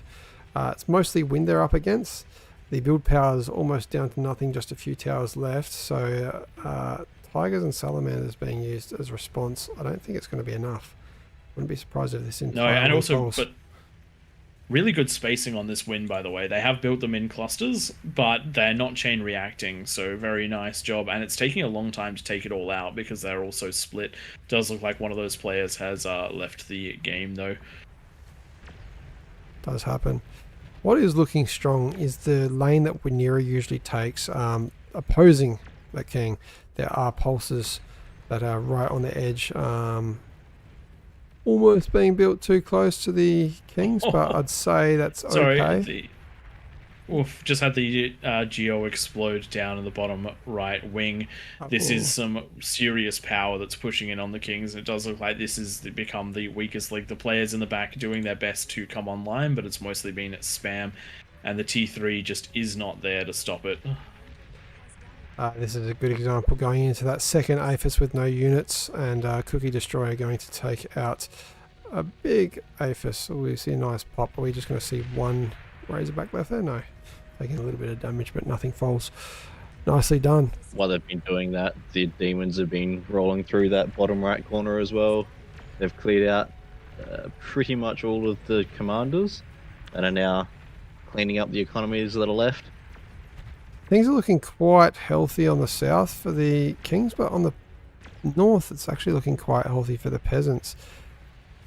Just waiting for T3 to come and equalise this playing field. If we see some T3 shooting up and over, we don't have any bubbles out of the Kings yet. Oh, we do have one here for Mazza. To do work. Grunt's trying to get That's the in. thing. One of the important things for the Peasants is to keep pressure on all of the sides for the Kings so they can't help each other. And if you do that, you can usually get something in position that can fire up onto those hills. Catapults and vanguards are the go-to units for absolutely shrekking an economy. If you look how close to the edge Cookie Destroyers is, if you look how close to the edge Mazza's is, look at all that conversion for Mazza that's just ripe for the taking. And if you're looking at Walking Nerd, there is just so much potential here for catastrophic damage from just a couple of shots up into the top hand side. You just have to manage to keep yourselves alive. J Frost, you gotta get in there. You gotta get your invis on and destroy those demons. It's your sole duty as a com to keep this eco alive, because the spam that's coming out of these players needs. And this is a very important thing. The spam is useful. The spam has to be backed up by units that can deal damage. It's only so worthwhile having the spam running into the units if they're not dealing the damage, if there aren't units to deal the damage. Really smart though here, getting the spam onto those vanguards. Those vanguards cannot deal very well with the ticks on them in this right hand corner, and so they will be, there we go, at least one of them's taken out by only a handful of ticks and more getting ready to jump on in, but there is no response to these demons. So they're going to keep sweeping until somebody can get in there and help. We're going to end up in a similar spot to the previous game, where the Kings are going to only have half of the map to deal with. Though that being said, I think it's going to be a better, even better position than before, because the half of the map that is left to be dealt with has already had significant damage done to it from multiple pushes, and those are just continuing. But there's about to be a great set of, potentially great set of D-guns out of Murphy. Unfortunately, not quite, and blowing up the snipers in the background. So these Razorbacks are going to be somewhat unchecked for the time being. And with this limited eco around the outside, that's going to be all she wrote, I reckon, for this corner. And so we're going to end up in a very, very strong position for the Kings. They're already up to, does look like they're up to 2,300 medal income, and the Peasant income just keeps dropping, which is not what you want. So we're seeing Razorbacks in the top right, we're seeing Demons in the bottom, assisted with Vanguards, and a lot of spam coming out of Newbot and Mazza. Probably the last bastion in this top left that's untouched for the Peasants. I would like to see T2 spiders coming out of them. Look at this eco that Mazza's got here. It's not got a lot of defenses, a few twin guards. If a few spiders got up, all of that conversion is chain reacting, all of the build powers chain reacting, and then the Aphises not too far away from that edge there. But Targies are now coming around the corner, so maybe another missed opportunity there. Too much ecoing happening, and you can see this top corner here. We are, wow, that's a lot of construction bots. I don't know if that's an accident or repeat command. I'd like to see more units coming out of that top left. That's definitely a repeat command. Yep. 101 construction bots. Now do remember that there is a unit limit, so you will run out of units eventually.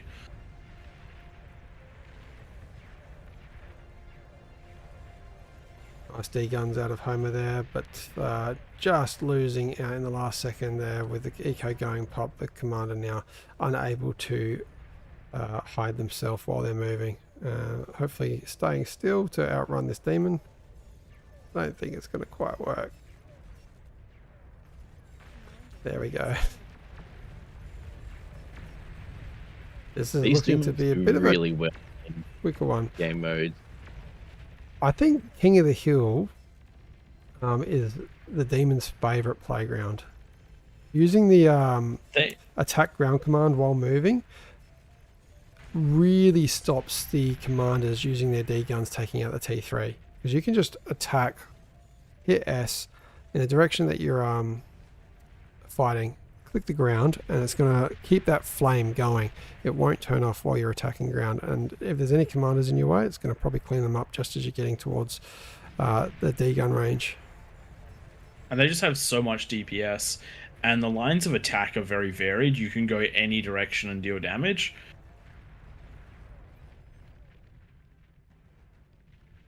So what was my theory on what's going to happen this game? The Kings are going to do their thing. What are they doing? The most descriptive description I've ever heard.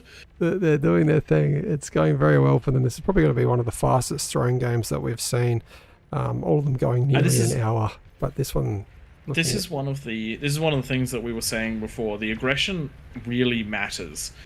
The kings got that aggression on. They managed to break in and they managed to do well. The peasants did not work together enough in these corners to be able to resist the early T2, the early T3, and allow for the players without mexes to start.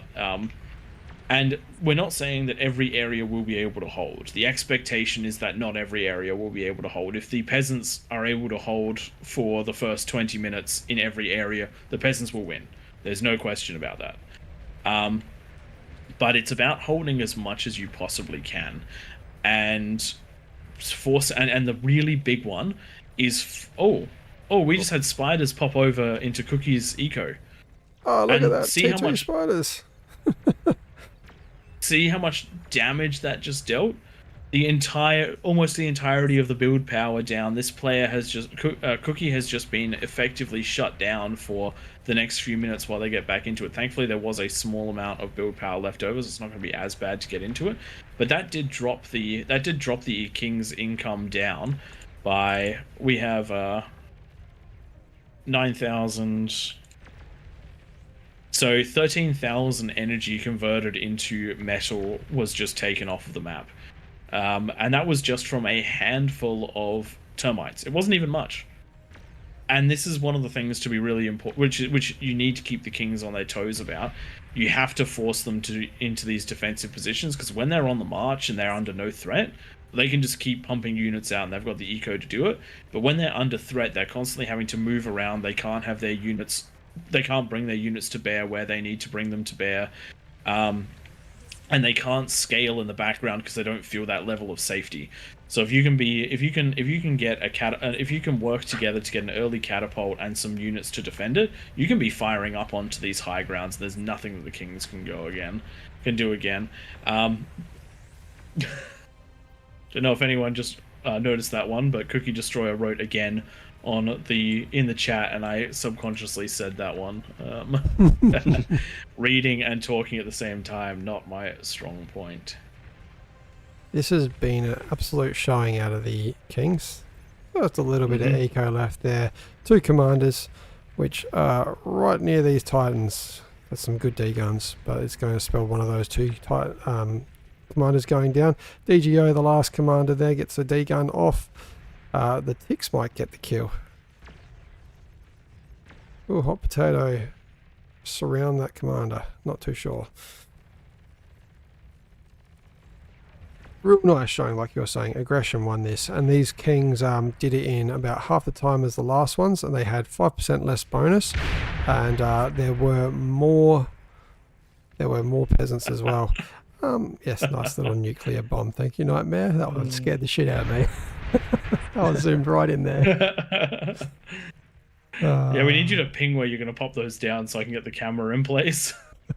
You mean get the camera far enough back to watch it go? Yep. And I think that there's 2 more comms left, so I'm hoping for a couple more nukes heading down. Did they just get rezzed? They just got rezzed as the other ones. There were 2 comms left before, now there's 2 still. Oh, they're on the right hand side. Maybe we'll get some nukes on those. They're just walking in. Yes, going to keep an eye out for those ones, but that should end up the game, and we'll move into the that one. Yep. We will move into the next round, which I think will be on Raptor Crater, which gives players a little bit more, which gives the peasants a little bit more metal. Yeah, there's a epic tumbleweed that's been spawned next to Aeon's spy. I do hope that he go. Yep, there it goes. If you zoom in too much, it jumps your camera like 3,000 kilometers below the map. I might have done that on purpose. That's good. Core is the last commander there. Also, 1 last minute res. Maybe we can get a self and get on to the next one. Can we get the peasants stopping that res? We need to move on to the next match.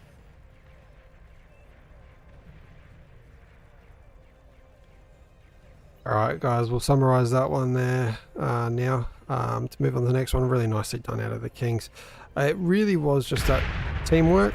Wow, these volcanoes are massive.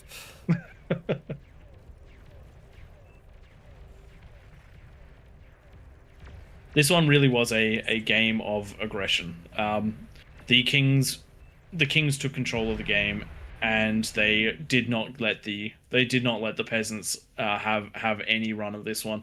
There's still plenty of opportunity, as we saw with what happened to Cookie Destroyer's base.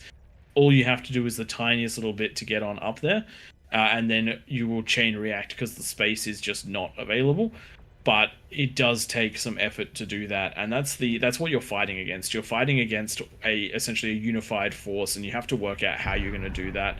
And the same tactics that work in real life work in this, and that is those guerrilla tactics. And that is GG out of the peasants. And we'll just have a quick look at those stats while we're getting the next lobby ready. Battle. So having a quick look at the graphs, and I think we're going to see what we expect to see, which is 3 of the kings in absolute dominant damage positions. And the kings should almost always be the highest on damage, but if you look at just how much they did between the 15 and 23 minute mark, that is a ludicrous amount of damage. There's an absolutely ludicrous amount of damage. It's almost 1 million damage in 8 minutes, and that is too much. That is too much. Looking at the metal production, you can also see the scaling was also absolutely off the records. But the big difference between this game and the previous game with the peasants, there are only 2 blue lines that excel above the rest of the peasants. Everybody else was super low on those lines. That means that there were only 2 proper ecos in the peasant side of things. You've got to be working together to get those ecos up and running so that you can match T2 units with T2 units. We hope you guys enjoyed that one. The Kings certainly did. And we're going to jump onto Raptors craters now. Yep. What have we got? 50 odd. And yes, What as the Scar bonus is saying is in that? chat, the Kings were pumping metal early, but if you compare that to the previous game, we actually had a peasant that was running inside of that, and a second peasant that was only just below it. The peasants can match the Kings for eco if a few of them work together, no questions asked, and with so many players, it's very easy to work together. This map does promote a bit more of that, and we'll explain it when we jump on in, but I'm going to rest my voice for a moment because I have been drowning these two out for too long. You take it away, Tom. I'm just talking with Nightmare at the moment. Okay, I'm trying to set up lobby stuff as well, so we're just going to be getting a Raptor Crater up and running. Is it a 55 bonus that we're looking at for these ones with 60 odd players? I'm assuming that number's going to go up, so we'll call it close enough for now. What do we got? 1, 2, 3, 4, 5, 6, 7, 8, 9 kings for this one.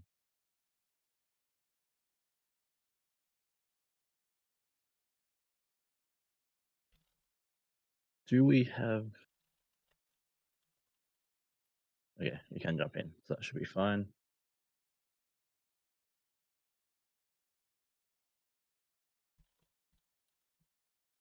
Oh, yeah, looks like you guys are sorting out that. I imagine if we stop our stream, they can start the next one. Yeah, I'm just going to use chat. It's too hard to type. The Nightmare can hear what I say, I'm assuming. Yeah, we'll just if you can just let us know if you want them to take over this lobby or if it's that they're going to also take over the stream.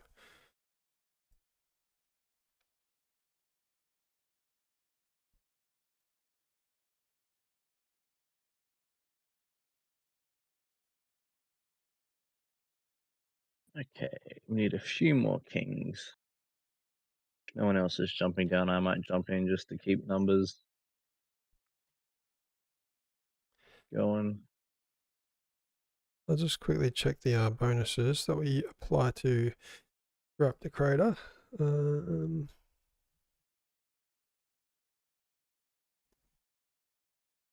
think we might go a little bit more depending on who we get down there. We do go for 9 kings in this one.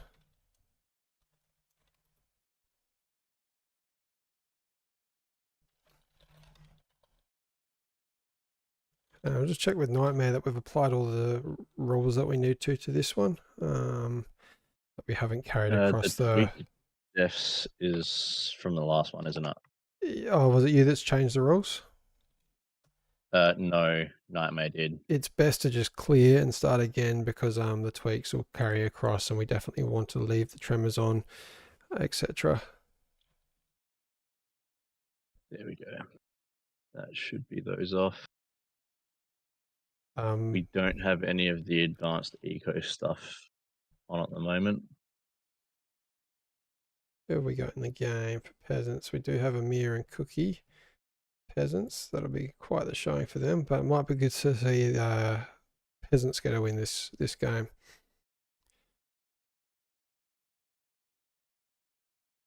Looks like we've got our 8 kings. We need one more.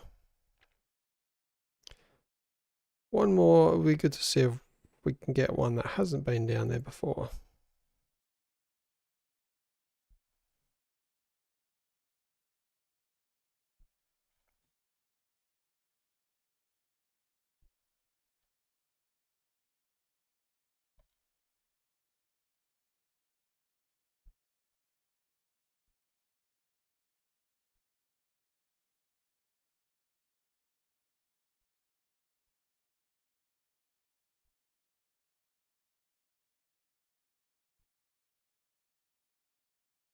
Yeah, it's definitely like a weaker Kings team this time round.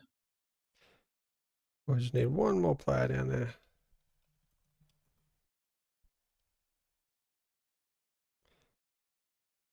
We have seen lower OS king teams win before if they work together and are attacking the right ways.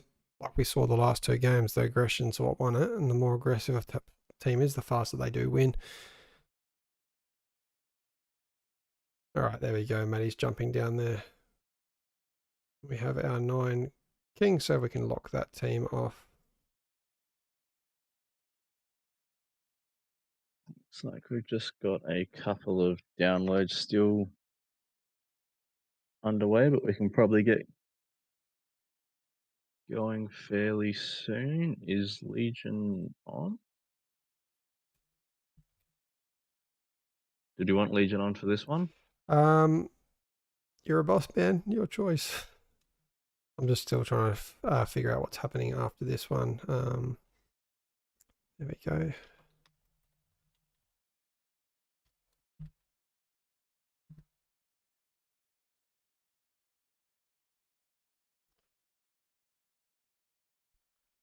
We can go a 60 if you want a suggestion. Oh, I'm happy for 60. With 80 players, I would bump that one Yeah, up to 60. it was only 60 odd at the time when we started. Yeah, this one gets big. Raptors is probably the biggest playing ground for King of the Hill that really works for us. Inverting this map once again, chronographer, putting the lava between the ramps. Did we want to tweak any of the Junos or anything like that, or just leave it as and we'll just moderate it? I think we've got Nightmare here to moderate. Did I see that chronographer added one of the tweak defs? Was that for the I have no extra idea. economy stuff, or what was that?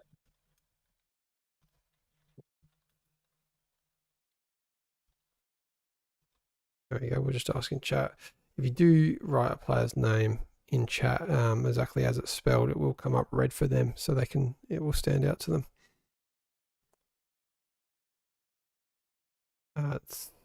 It's just a T2 Legion Max thing. We'll leave it as is. Oh, still good. Let's get things going. Just got a couple of people that still need to ready up. A look at that. Happy for Legion to be on if people want it on.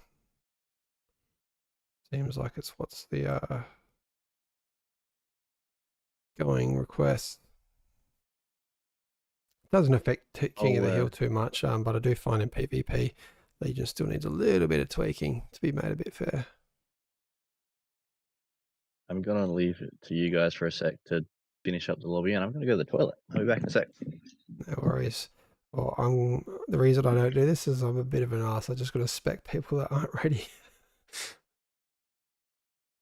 Yep, give them a ring and lock the lobby down, and then we'll spec anyone that is not readied up after 30 seconds. That's just got to be the way that it is. get your downloads on early, people. Having said that, with the actually, no, yeah, you should be able to download the base file, and then the tweaks will just apply in game as you load in. It's gonna be a big one. 80 verse 9. Just shy of that 100. I think the most we've ever had in here is about 115. That gets hectic.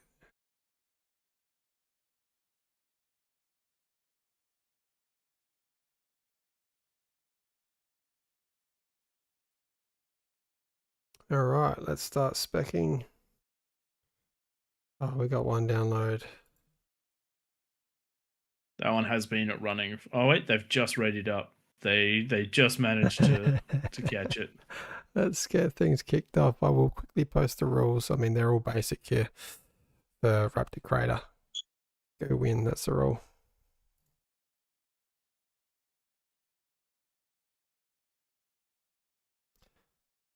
So yeah, no rush timer 10 minutes. Stay off the ramps. No structures that can attack any eco.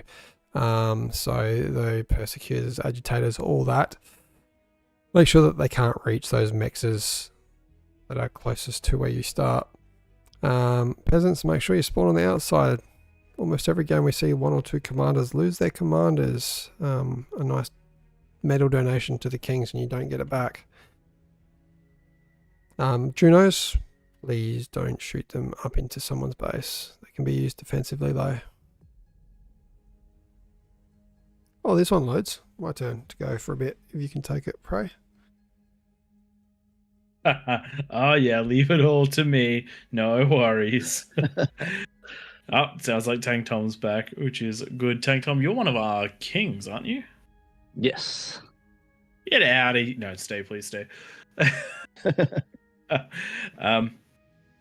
Alrighty then.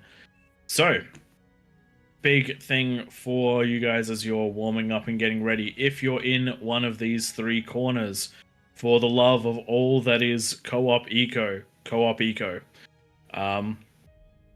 you only need one T2 lab between the three of you. You only need enough energy to power that T2 lab. The earlier you can get it, the better. Give a T2 to all of the players that need it in your immediate vicinity. So that could be as many as 1, 2, 3, 4, 5, 6, 7 T2s. It is highly worth getting the extra metal on your team and stopping those players from wantonly going a T2 lab when they can't afford it. That is the biggest piece of advice, other than be aggressive at the 10-minute mark, that I can give you. The more aggression you have at the 10-minute mark, the better. Also, if you are on the blue team, please do stay out of the middle. That's always a you will be kicked and you will be donating metal to the kings, making it harder for your team to win if you do that. I imagine this is going to be quite a solid fight, because looking at who's on the Peasants team, they have quite a lot of firepower. I'm expecting there to be some very difficult corners to crack for this one.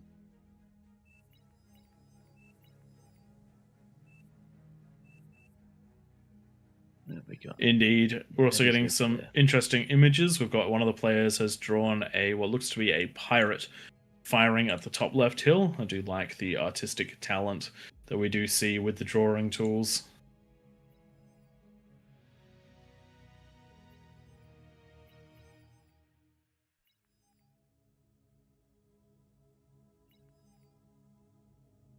What have we got going?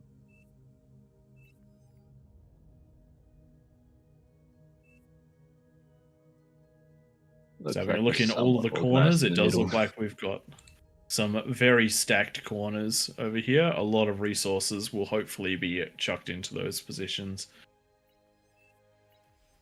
Yeah, I'm not going to be surprised if we have T3 rocking up at that 10-minute mark.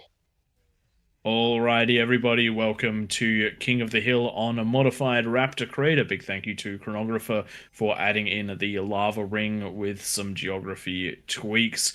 We have 9 players in the middle versus 79 around the outside, and how could that possibly be fair, you might ask? it isn't. And that's the best part. Sometimes the kings feel overwhelming, sometimes the peasants feel overwhelming. It does come down a lot to the units that you pick, the strategies you go for, and the individual player skill. But how do we try and balance it best we can? Well, the players in the middle have a plus 60% bonus, and there is a 10-minute no rush timer. These players have 10 minutes to eco super hard and to get out everything that they need to try and push down a few of the peasants and swing things in at their favor. There are a couple of little tweaks that are on to make things a little bit more manageable for the kings. For example, Legion is on, Air is off.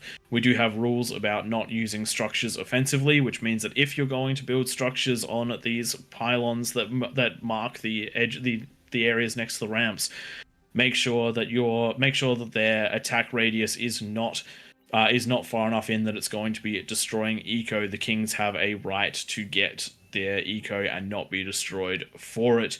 You do have to abide by those rules. However, you can chuck units on there and do the exact same thing. You want to put Quakers up there? Go for it. They do the same thing, but people still seem to want to build the other structures. Beyond that one, that's about all of the restrictions. Now, if you want if you want to be a king, my biggest recommendation is practice this one. Take one of these spots, grab your 6 mexes, and try to get to a minimum of 1 fusion, a T2 lab, and some T2 units by the 10-minute mark. If you can do that, you can be a king. If not, feel free to work around the outside and play as the peasants. The reason we have this restriction is as a king, you are 1/9 of your team's power. As a peasant, you are 1/80th. It is totally okay to be a bit fresher when you're 1/80th than it is to be when you are 1/9. Commander self-destructed. That commie eco is starting down in the bottom left. That T2 yet? No, we're going into the overcharged mexes before we're going into T2, so more of a Legion-inspired scale happening there. We do have T2 coming up on the top left. And then the top right, everyone's going by themselves. We don't recommend this in the corners. You're going to not really contribute in a massive way at that 10-minute mark. No. Oh no. Top right hand side. 1, 2, 3, 4 labs. This is not how you do it, my friends. Work together, send each other metal, get that T2 lab, distribute it, send it to everyone around. You are quite literally the guys that are going to be responsible for making sure that the front has enough metal to survive that first 10 minutes. And that is not how you do it. Between the lot of you, you've got, Between the lot of you, you have 104 wind. Could you imagine how much metal you would be getting right now if all of that was being funneled into one player getting T2? You would have the T2 lab by now. You would have those T2 constructors heading out. You would be superpowering your entire corner. That is the sort of thing you have to do if you want to win. And I didn't even count this player over in this corner. That is also part of that commie group. But if you look in other aspects of the map, there are some areas that are getting it right. The bottom right-hand side, they might not be as experienced with doing the co-op eco, but they are managing it. There's 2 comms being reclaimed into these T2 constructors, and we'll see just how many get shared on out. There are more players than there are positions, so you do have to adapt. It's the bottom left though that I want to be seeing. We do know that Cookie Destroyer has a way of charismatically getting everybody into his corner and pushing out those super ecos, though I do think he's a little bit delayed compared to what he normally is. So our hope is going to be that those corners come online rather soon. Looking into the map, we see Tank Tom doing absolutely horrifically. Worst player I've ever seen in my life. Can't believe he's a king. We should fire that man. For anyone wondering, he's in chat. He's in the casting booth with us. So, if you're not Australian, you probably wouldn't have understood the joke. But no, getting the T2 up and running. This is a pre-5-minute T2 lab, which I call a perfectly good timing for that one. Not going to be the absolute best, but if you're under 5 minutes, then you are above at least 60% of players, maybe 75. Cookie Destroyer has been relying on the T2 coming out of this other player up here, but they never gave the T2 out. It's only just coming down now, so that's very slow out of ZARXT4. What you want to do is tap the mechs and then send on that constructor to another player, and then build one yourself. So about a minute and a half behind for that T2. What they do have is a lot of T1 economy at least, so hopefully this is gonna see a bit of a jump in eco shortly. Bottom right, going into that first fusion. I like to see it. Top right, I'm gonna look away. And top left, we do have two T2 labs coming down. So once again, don't love that, but luckily that T2 lab is not going to be up by the 10-minute mark. Yeah, what's that? In the top right? Oh, top right. Top right's T2 lab is not going to be down. Is not going to be done by the 10-minute mark. Yeah, that mechs as well. That's not even overcharged yet. That's just a standard, which is only getting 1.5 metal per second. That hurts. What have we got a pause for? Let's have a quick look. Doesn't look like there's. I'm not sure. Battle started. Yeah, you can't pause the game. Someone just reclaimed somebody else's commander.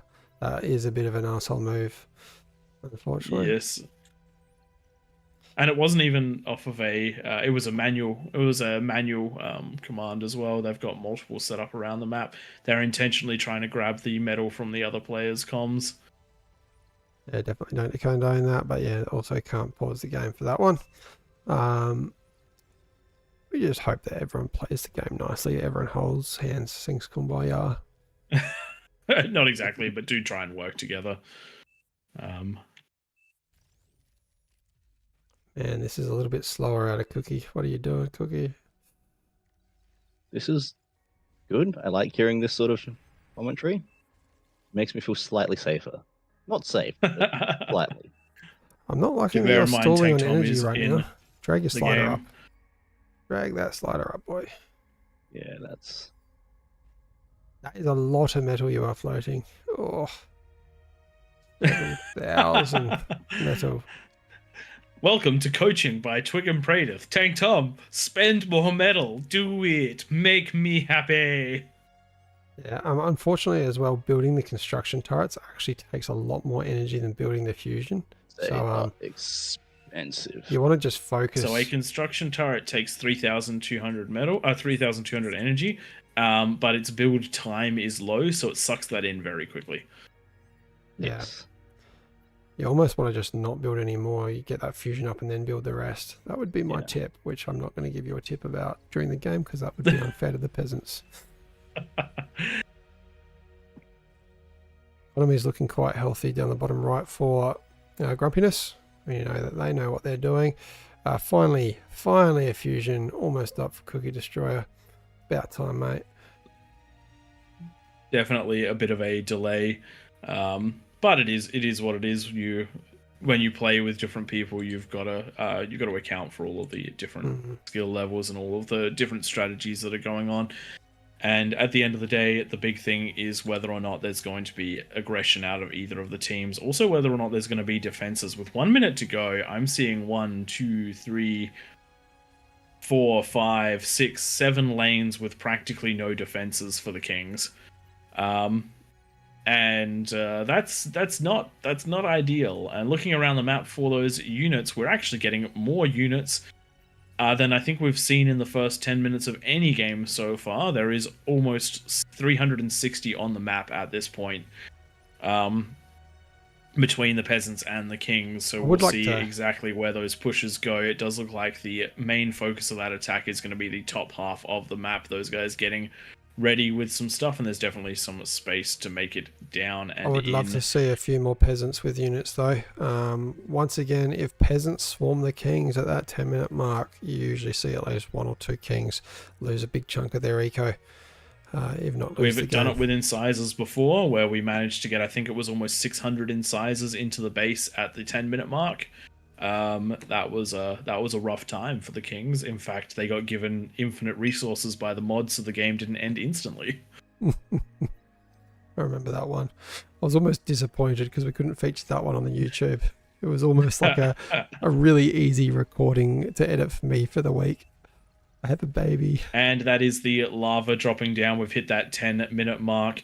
And let's start making our way out. Immediately, we have Fire Siege happening Oh, from Infernos. Wanira. That was disgusting. That was absolutely Didn't disgusting. think about Infernos, and they're a T2 unit with quite the range at 1100. You're not stopping that. Yuck. Not anytime soon, at any rate. Big push into Tank Tom's base. Probably the biggest push out of all of the peasants. We got a couple different armies, 3 different armies going in all at once. I do love to see that. Those ticks getting past. If they go and do the old reach around, they might find some economy there. And then we've also got a bunch of pawns. I am loving that. There is a bulwark up here. Tom losing some conversion. If that build power goes down, that's going to hurt. And oh yeah, that's Tank Tom has not managed to get the defense up that he needs. The T1 units punching in.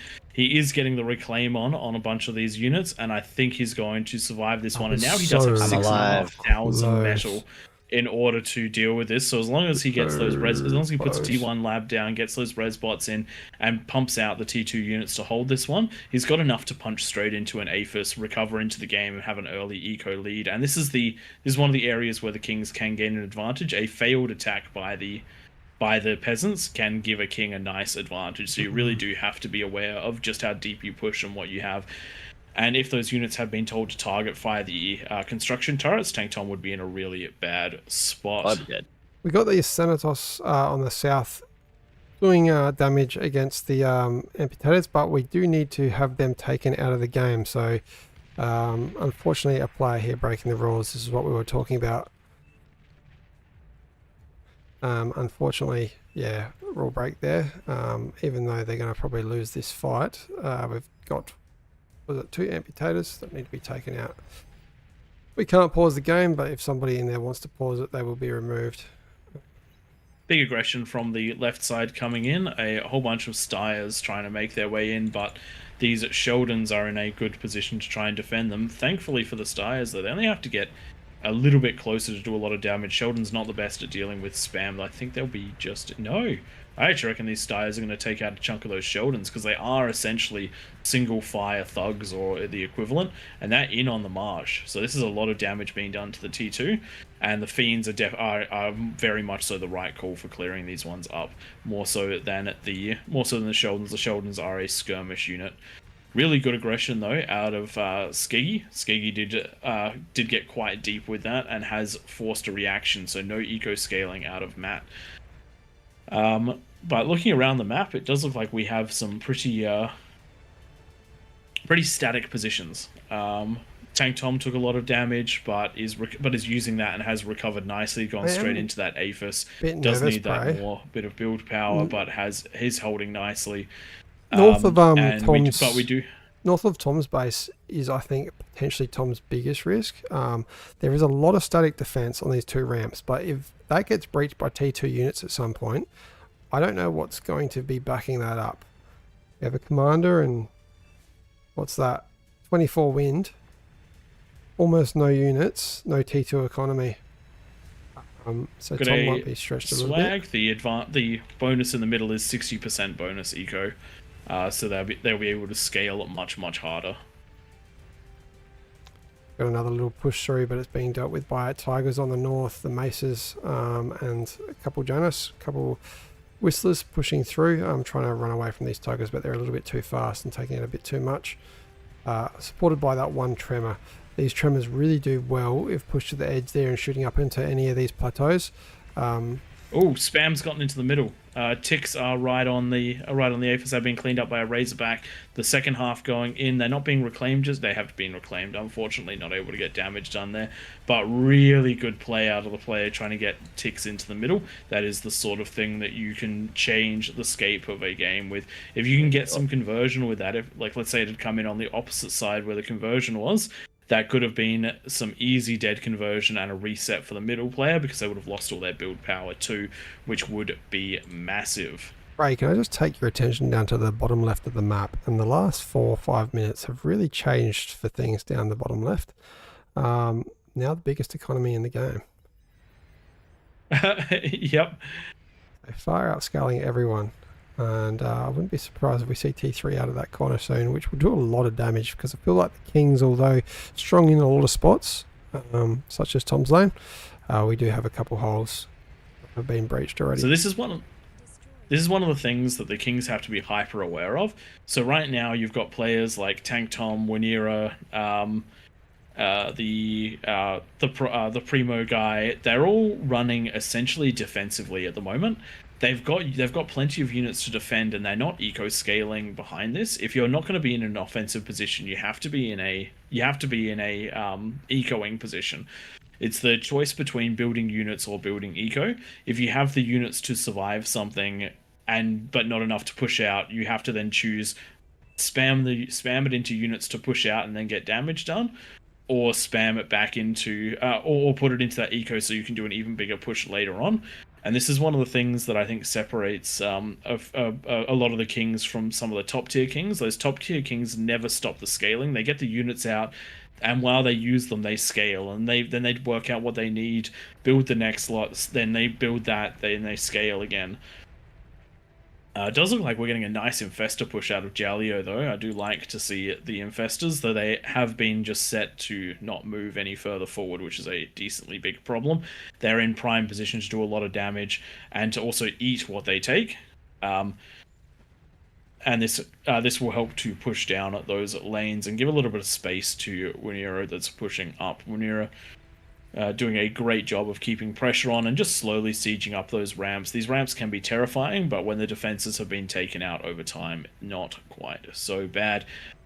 The big thing to look at, though, is the eco between the two teams. The Peasants are still ahead right now, I believe. Actually, it might be the Kings who are ahead. No, that is the Peasants. It's very hard to tell because it's pink and... yeah, so the blue team is still ahead. 3,000 metal to 2,000 metal, so... The sheer volume of players are keeping them in the lead, as well as a couple of these eco corners. So the Peasants have still got grand opportunity, even though they're being pushed back. The critical thing is that little to no damage is being done. Just waiting for those Peasants to come online with T2. That's where I really think we're going to see a difference. We do have a few starlights here and there. On the right hand side, they are turning around. They would be the best thing to deal with these Razorbacks. You want to turn them around and do the damage. Just taking your attention to this player's Rattlesnake. This is where you want to position them. So they just shy of these mexes. They're not breaking any rules. And it saves us the time of having to moderate the game. Tank Tom going for a massive attack and managing to break the defenses. Very costly to do, but has managed to break the defenses. Unfortunately, his front line has been taken out. And now the blitzers are making their way in and starting to clean up the rest of those units. All of that metal investment, and it just managed to break the front. This is one of those areas where T1 would have been just as effective running through. Those fiends, there were so many fiends lost to just breaking that checkpoint that they could have just been pawns. And particularly with the composition, Tank Tom's arbiters would have been able to siege those down without the losses, but trying to get that early push in and trying to get the damage done has resulted in a little bit of inefficiency just there. But second APHIS is almost down, so Tank Tom's unit production will flood up. And we're also seeing the red player behind plenty of eco here. This player on plus 1,000 metal. And we were talking before about the averages. The average does get pulled up by the player in the middle who is left to eco freely. Has problems. That lane got breached like we suggested because there was nothing behind the T1 defenses. And now we are seeing T2 and T1 units coming in. These Phalanx is really taking any damage that is being dealt by the Kings. They are quite the beefy unit with 3,000 health each, a bit more than that, 3,500, and then spam coming in behind might see its way into the eco, but we do have Titans and a Thor coming out of the middle. And this is one of those things. This was actually really smart of Captain Krauser attacking Tank Tom while the lanes above were falling. So Tank Tom had to split his units up without helping, so not able to effectively defend, not cost effectively able to defend, not cost effectively able to deal with the units at the top. That's some of the things you have to do, whether or not you're in communication. Keep an eye out on what's going on the map. Even if you're not quite ready for an attack, your attack can be ludicrously more useful as a distraction, or can be ludicrously more powerful when the defenders aren't there. So do bear that one in mind. Keep the pressure on the Kings and do not stop. Does look like the player in the middle has just split most of their resources and build power. I think this is to deal with the unit cap. Got another push of the infestors down from Jaleo on another one of these bastions of land, taking out some of those T2 mixers. I love that they can build themselves. Just yeah, I mean, especially in PvP games, you get them into a random spot that someone can't see. You just need one up there, and then they can all of a sudden turn into like 50. And that's they're not the most effective unit here. They do have the ability to walk up the cliffs, which is why I think they're being used. But when you're in such concentrated games, they can't utilize their most powerful traits, which is do an attack, eat the metal, and then get at least one of them out to repeat. But even still, being used as they are is effective. Left-hand side right now, we've got a big push coming in from the Peasants again. The pink player having a really hard time dealing with this. Yeah, I think their economy is just so low. I do believe that they were attacked partway through the game, so they're not by lack of effort. It's just that they're only on plus 74 metal, which is not even close to enough at this time in the game. If this is one of those times where communication between the Kings is quite important, and so pushing them an APHIS, a fusion, some build power, and a location with build power so they can get back into the game is really important. Because right now they're trying to defend against all of this. Is about to go down without these D guns. Oh yes, it's going to go down. No. Oh, wow. Survives. 3%. Just survives. So close. You know, sorry, I'm just jumping back to Winera. Winera's plays have been really, really strong in this game. That early fire tank that pushes up the ramp. But the Peasants have done a really good job of defending this. The depth that he's been able to push in is just not that big. And things like this Bastion. Bastions are such a strong defensive unit. Putting the Thor in front as well, that's going to shut this one down as well. I don't know how Winera's going to crack this corner on his own. I think that the winning strategy right now is for the Kings to start coordinating on a couple of the less defended ramps together, pushing up and then starting to make their way around, because the Peasants have gotten very established in their positioning, and have managed to get enough units pouring out that unless you're coming up with overwhelming force, it's going to be a problem. Yeah. Here we go. Cookie Destroyer's just going into our T3 gantry. This could spell some doom for the Kings. That is a very healthy eco happening there. We've got 12 APHIS. Is that the best unit in the game? Also, Cookie. Cookie, what are you doing? 1, 2, 3, 4, 5 of the APHIS being built at the same time? That is inefficient, my friend. That is inefficient, my friend. You are better than this, and I know it. I think that might be the win condition. Although pressure coming out of all the other corners, we could see this over before T3 makes the middle. If this top right corner pushes with the likes of all those sharpshooters in the background there, just not enough energy to run those by the looks. Sorry, where are those sharpshooters? We've got them on the about the 2 o'clock ramp. Yep, I see those sharpshooters. Yep. Yeah, this area is going to keep getting harder and harder to defend for the Kings, and unfortunately, it's just preventing Tank Tom from really doing anything much. Marek has done as good as they can with their positioning, but unfortunately very limited scaling and an over-reliance on those T1 defenses has led to them being in quite a bad position. They are somewhat metal starved, they are definitely build power starved, and they are definitely unit starved. So Tank Tom fighting a battle on many fronts. does look like Winira's pushed out a Soul Invictus as well and is leading the charge up into the blue base tank Tom, pushing his units through. Unfortunately, this entire defensive infrastructure has been rebuilt, so that's going to be quite a rough push. Also, this is the scary part when using tier 3 units. Comms exist. There are 63 of them on the map for Peasants, and comms are the best defenses, especially when the ramps are choke points, which they are in this instance.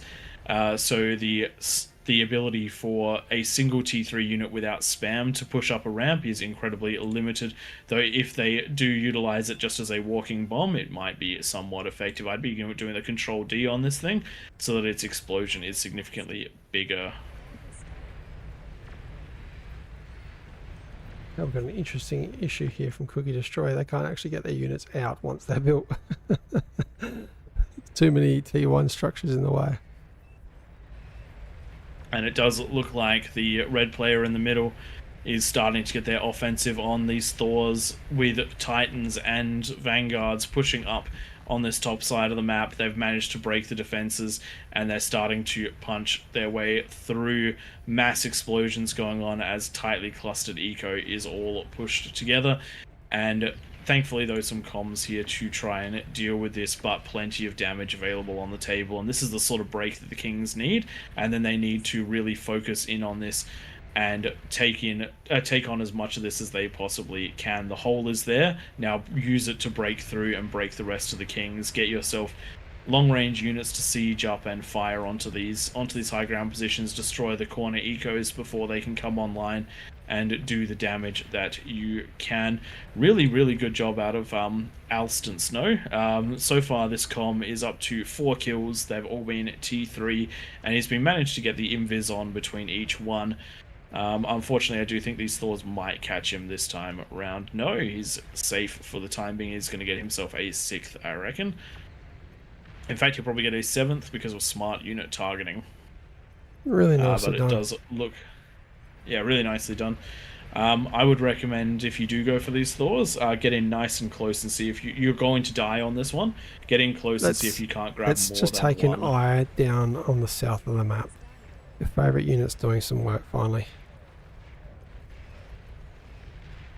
Oh yes, I do see that Rainbow Unicorn that was working with Cookie Destroyer does have that Soul Invictus, and is now pumping on in. Unfortunately, the Primo guy was just unable to get himself back into the game to the degree needed to defend an attack like this. The defenses are being pulled from Jaleo, but this is a Soul Invictus, and oh no, it's not moving. Walk into the middle, damn it. Walk into the middle. Just get close and Control D yourself. The explosion will rip and tear through anything, but unfortunately that's not what we're going to see. Still does use the explosion to take out a lot of those expensive Thanatos, and the spam is going to be making its way in. There is one Razorback to defend it all. Is the Razorback the chosen one? I don't think so. The spam is here, but most importantly, we have a single Phalanx. Oh, one shot onto the eco, overkill but from the not demon. 2, which would have been needed. That was close. Was not the hero that we wanted. The game is getting a little bit slow for those thinking it could be lag. It's just that there's so much in this game that it's going slow itself. Yes, even I'm lagging a couple of seconds behind, but that's what happens when the unit cap is 10,000 or so, and there are 10,000 there. My PC is quite strong, but it will stutter here and there, particularly when mass commands are put in. So whenever anyone grabs a lot of spam and then moves it around many times, that will affect all players. Very good showing out of the Kings, rallying to cover those gaps that do fall. We've got 2 lanes that have been hurt quite a bit, but quickly being covered. Unfortunately though, if the Kings haven't managed to break more than 1 or 2 peasants at this stage of the game, it hasn't historically turned out too well for them.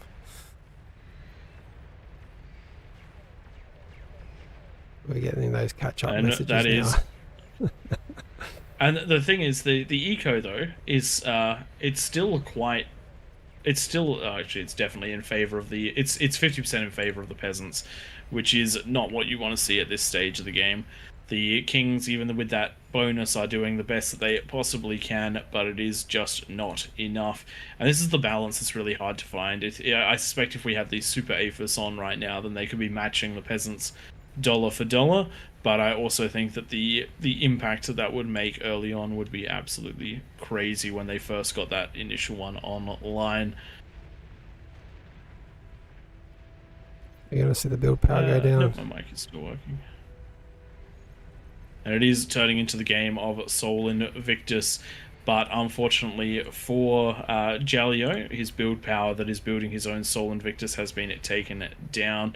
There is just too many of these Sol Invictus moving towards the middle of the map, and these ones are doing what they need to do. They're just on move commands into the center of what they suspect will be eco positions, and it does not matter whether or not they go there and deal the damage or go there and blow up. They're still going to get plenty of damage done. Jalio going to get a nice D-gun on this one, but the damage has already been done. The build power and the conversion is gone, so that is 2 of the kings taken out, and not enough damage so far being done when you're in the to that top right hand corner. So this is just going to get harder and harder for the kings as we go. Rainbow Unicorn now with the next 2 of those Sol Invictus, not choosing to go into the middle of the map. That's where you want to go with these units.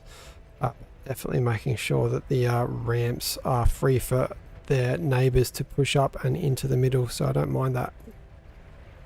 That's an awful. That's right. You've opened up 2 lanes, and so it's time to just ram it home and shove those Sol Invictus into the middle. Jugs, Sol Invictus, anything along those lines. As long as you get there, it's good enough, because they will loose their explosive payload in the middle one way or another. It is getting towards that tipping point for the kings. We got a number of javelins coming in now through Wanira's base, or his side base actually I should say, having taken over this lane, and they might see some of this eco, and we might see some of the first major eco pop for the kings. They've certainly got the move command that they need. The demons, though, Tank Tom's demons are here to clean them up, and the DPS of demons is just crazy. But they are going to grab that fusion. The question is, will it chain react to anything? It doesn't look like it will. So saved by Tank Tom's reactions, but Tank Tom is being spread thin now if he is defending on this bottom half as well. Wanira's T3 construction has been hindered because of that build power being destroyed, and it does look like the top half of the map is really going to have to push much harder in. I think that part of the problem that the kings are having is just a spending problem. If you look at a lot of the players, there is a lot of maxed out metal just there, and they're just not able to bring their forces to bear.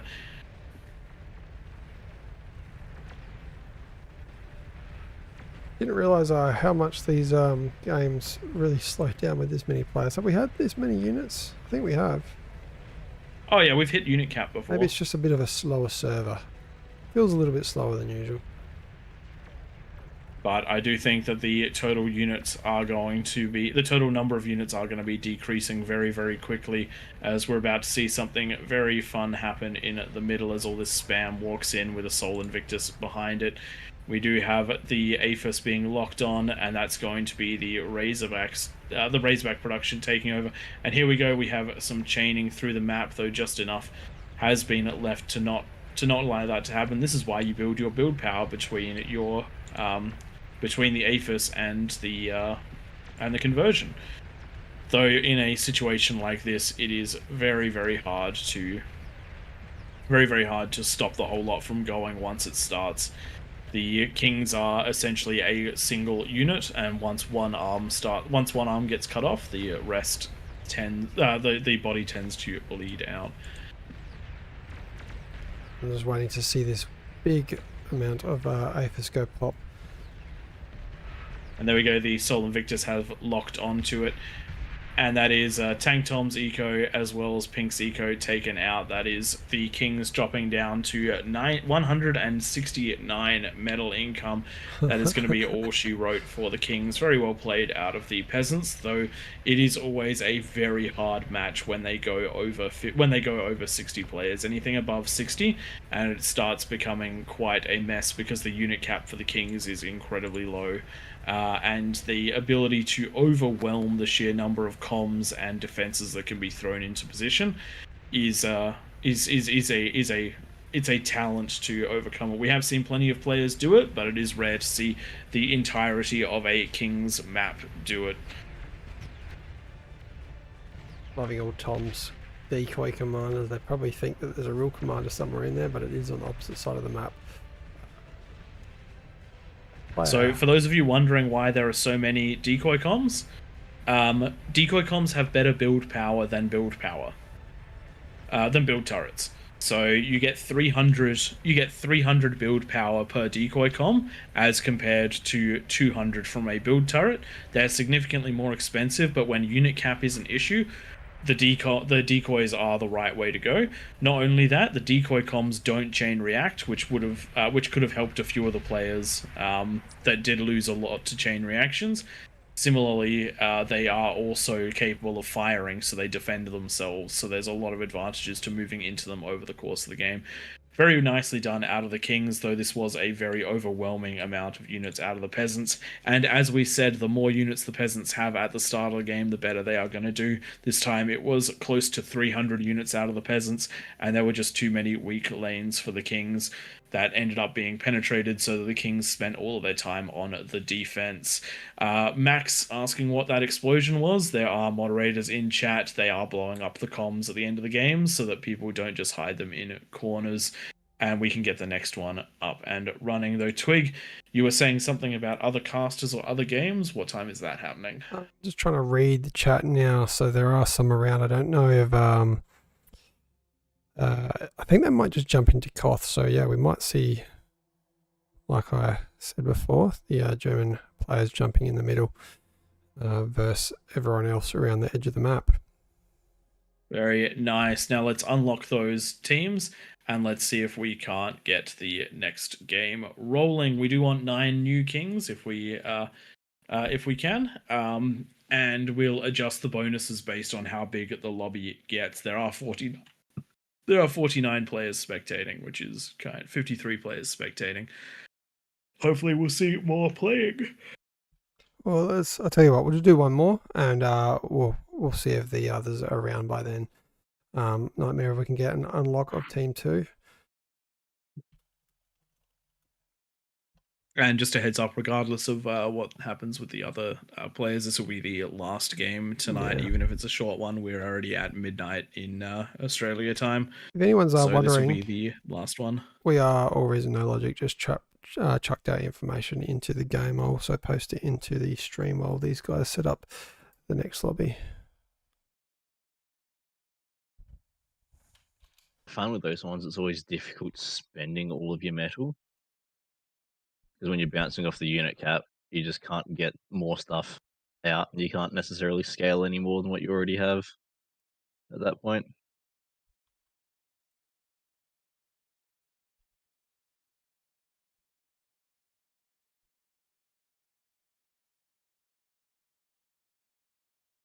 Do we want to run a similar bonus, or are we looking at... Let's see who gets in No, there. If you can just rotate the guys out that were in there before, and that'll show people that there's spots below, because right now we're a bit full. But all the 60s need to move out. Was Amir in the last one? I don't think so. Yeah. I didn't take his bonus off. Someone's... Emir was not in the last one. Yeah, I think you. And for those of you wondering, Amir is one of those players that can overcome even the sort of odds you saw in the previous match. I don't think I've seen a single game where he hasn't destroyed his entire quarter of the map. At 69 OS, I'm not surprised. I hope he plans to keep that OS. 69 OS is better than 75. maybe Tom, if you can remove all the players that are in the previous one, or I can do it too. I just accidentally kick people when I do it. And then I'll be back in a sec. then we'll have others jump down. Looks like He was in that last one, wasn't he? No, he wasn't. It looks like you've Okay. applied 60 to Amir. I don't know. I if haven't done 60s to anyone Yeah, this time around. you did accidentally. I'm reading it in the chat. Okay. So Amir was there, not there, so he can stay. I'm not too sure about Maladay. No, you've got them at 61.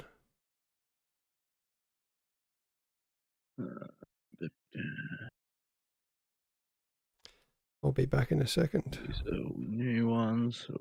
No, not change team.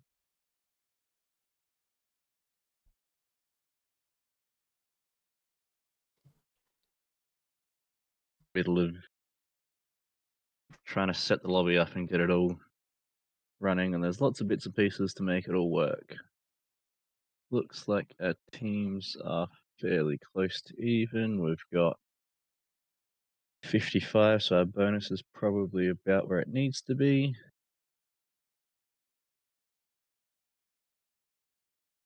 Set those.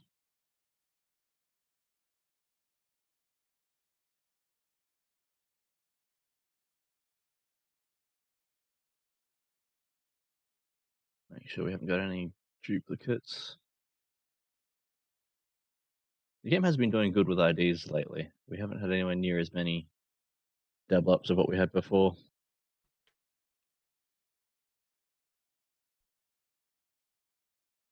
Sorry about that. Just had to pop out.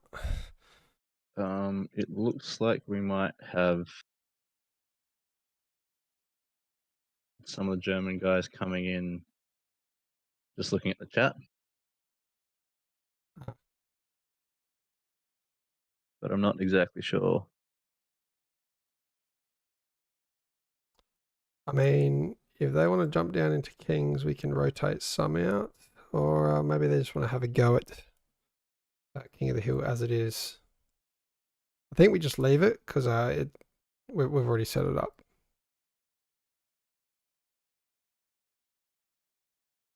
We've only got 8 kings.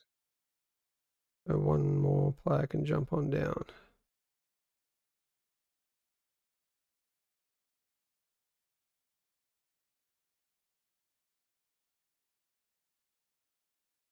Is the team locked?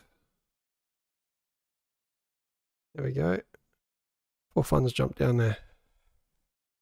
Yep. If we do a ring.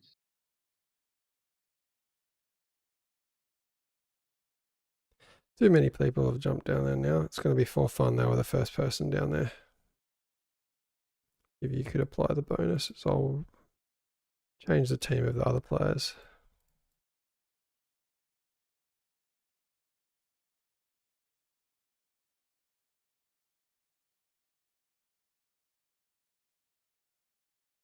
Just need a couple of people to ready up, then we should be good to go.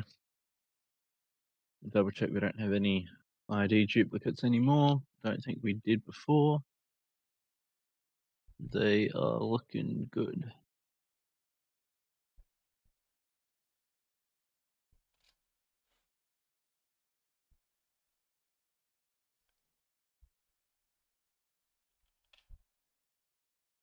Okay, let's post those rules.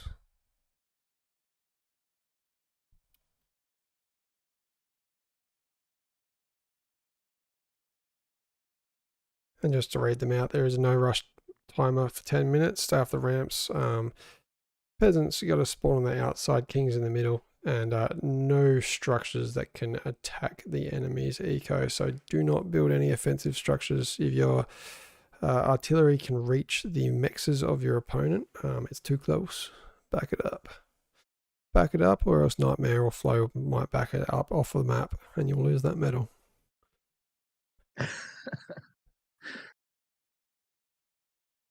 I reckon we're going to go through and start speccing people that aren't ready.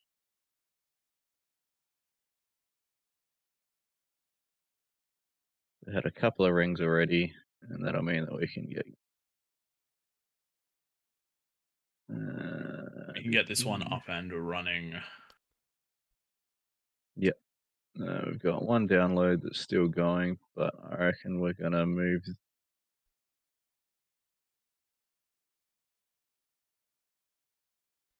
Nightmare, if you're listening in, I was keeping an eye on the 50k casting booth to cast this one, but it doesn't look like anyone's in there, so we're just going to stay in this one. Do we expect a couple of downloads so that we can get going? I think we do. Yeah, we're going to cut it off at some point. Okay, they are ready up. This one. A few less peasants than last game, so maybe the kings will go all right, especially with that +1 bonus extra. Big names down there, though.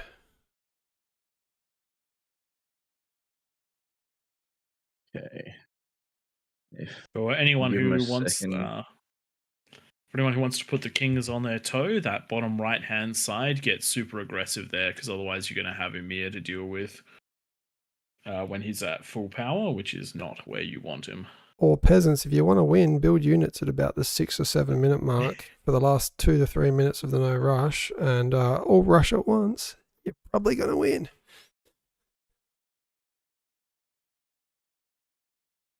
I think it must just be a thing. People like to win with T3. It just feels better watching those massive explosions.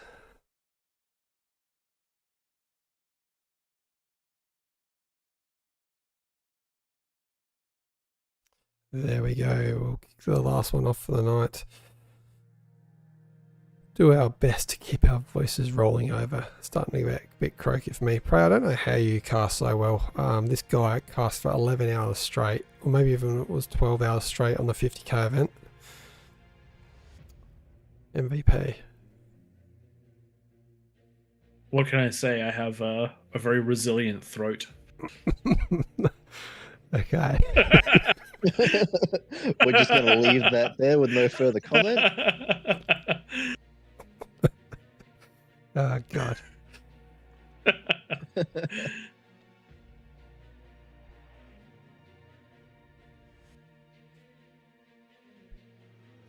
Been pretty bad at checking the chat tonight. I might do that now. We have just posted to keep on top of the Twitch chat, but you're in charge of the ones on our channel. Yeah, we have posted the links to our channels as well. If anyone would be so kind to follow the Twitch or subscribe to the YouTube, we really much do appreciate it. We're almost at 2k subscribers on YouTube, so that's our next goal. I called it. Always the same place. Got Maladay in the middle. They're going to have a Boom and Eco, Aeon and Amir down the bottom. Some big names. It's going to be tough for the peasants, this one. Aeon is a very scary king based on his performances tonight. Also a scary peasant, but a very scary king. Aeon led a very strong T1 attack in a throne game where the as a peasant, like really strong, got his comm into the front super early on, absolutely decimated T2 and wrecked a king's attack.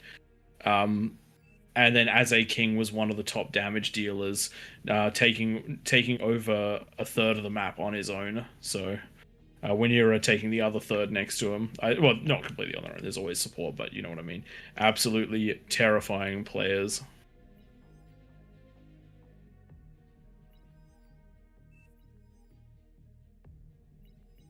Just to recap those rules, people, the only one that we really need to enforce in this map is those offensive structures. Please only use structures defensively. If you're genuine into the middle, it's not too fun for the kings, so we ask that you don't do that. Next rule, hands 310 is currently broken. Spawn on the outside if you're a peasant, spawn on the inside of the lava if you're a king. Tisk tisk hands. You will be detonated and be a nice juicy 1200 metal donation to the kings if you do not move. Don't worry, Aeon, there is no pressure. One of the nicest things about King of the Hill is that while it's PvP, it certainly doesn't feel like PvP because it's so asymmetrical, I guess you could say. Not like But it's barbed definitely burst worth calling raptors. out your phenomenal performance tonight.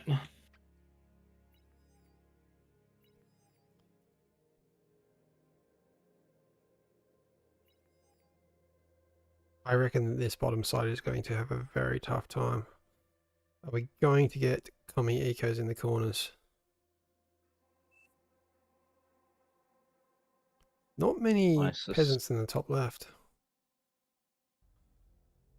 No, they've actually got some space up there, don't they? They've only got, what was it, 60 odd?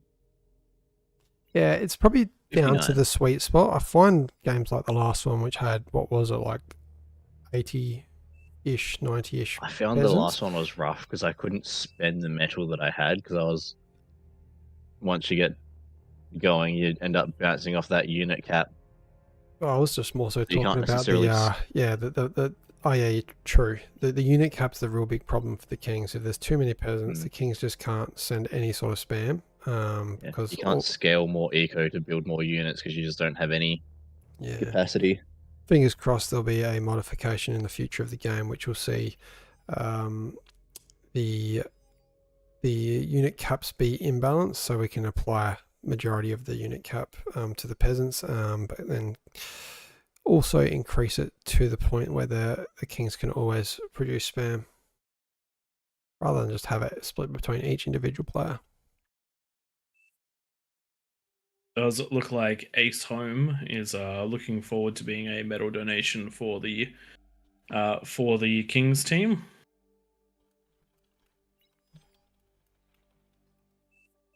There you go. Nice and solved. Always it's always interesting. And this is one of the reasons this game mode works. You've got a huge chunk of the community that wants to play this and wants to make it work, so they adhere to the rules, and that sort of herd mentality, the people that aren't sure what's going on, they kind of can pick it up from context clues. Lava ring, stay outside of lava ring. People everywhere on the outside on my team, no one in the middle, probably shouldn't be in the middle. And the 3,000 pings when you do something wrong. I just had a question in chat. How are the rules enforced? It's mostly honor rules. You'll find that there's actually very few rule breaks. The rule breaks tend to come from language barriers more than anything else, or someone jumping in without reading the rules full stop. But we do also have a mod who's in the game at the moment. Props to Nightmare, who is here almost all of the time, making this run smoothly. At minimum, the mods need to open the lobbies up, otherwise we're restricted just like everyone else is to 16 players. But for the actual in-game stuff, it's very much so down to them to delete something, or just peer pressure. We can pause and just get everyone to spam ping. We've got a few of the mods in at the moment. We've got Flow and Snack Von Press as well. The green names in here. Us. Shout out to everyone that does moderate for the for Beyond All Reason, as well as everyone who does develop for it. We wouldn't be doing this if we weren't such big fans of the game, and it is those guys that make everything happen. So if any of you guys do run into any of the players with a green name, make sure to give them a shout out and let them know what you think of the game, because it is for people who put time and effort into something like this. Hearing the feedback is incredibly important, and it really does help motivation wise. Just like us with those likes and subscribes. Shameless self-promotion. And here we go, everybody. Welcome to King of the Hill. And today we've got ourselves 9 very, very skilled kings in the middle of the map. These guys have the plus 60% bonus, and it is their job to fight against the horde of peasants around the outside. It is 57 this time round, not the most we've ever seen, but also definitely not the least. With that 60% bonus, these kings have 10 minutes to try and scale as hard as they can. There's plenty of mexes in the middle of this map, but they are also nice and spread out, so they can't be quite so quickly grabbed. Lots of time, build power, and effort wasted to get that precious metal. Air has been switched off.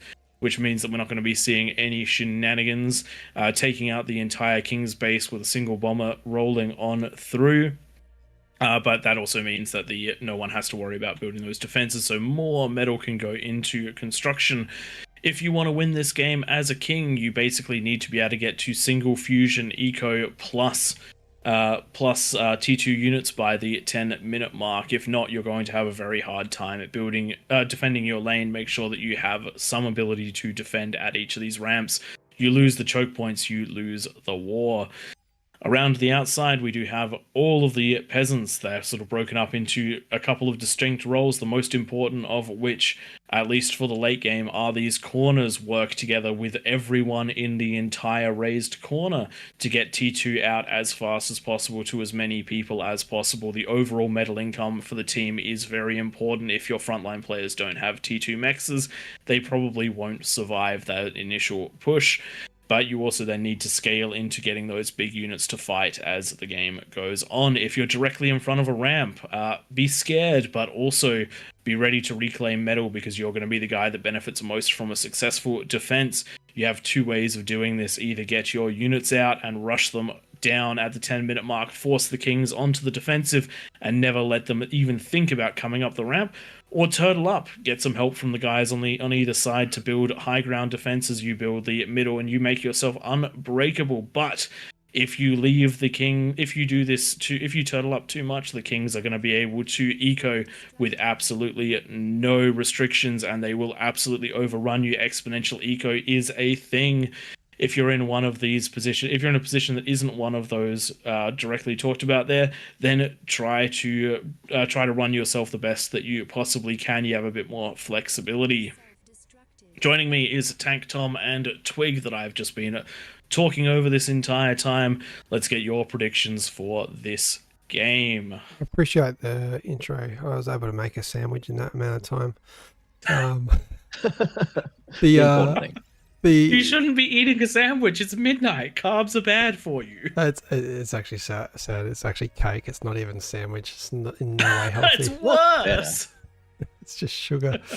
I feel like it's a more appropriate time to be eating cake, but I mean, yeah, that's true, but it is worse.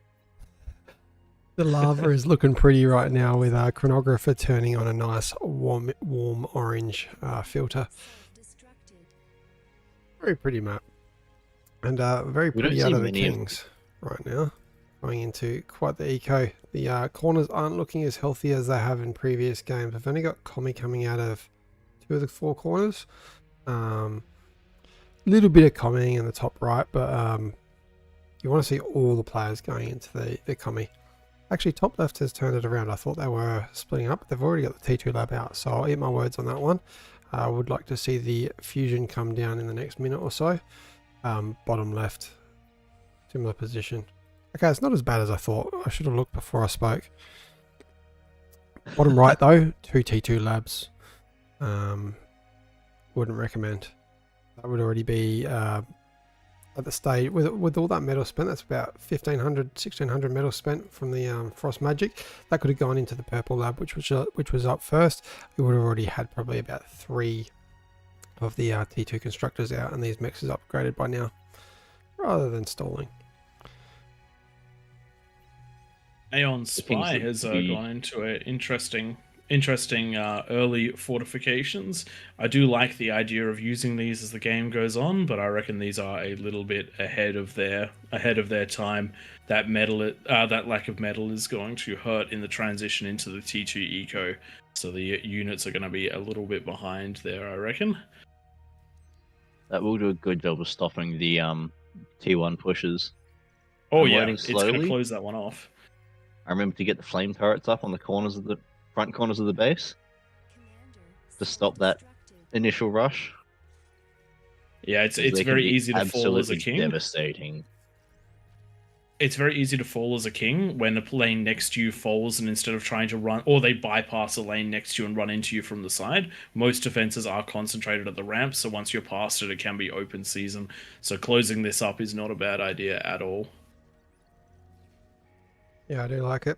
Going for the tactic of not building their own T2 lab, getting from the middle.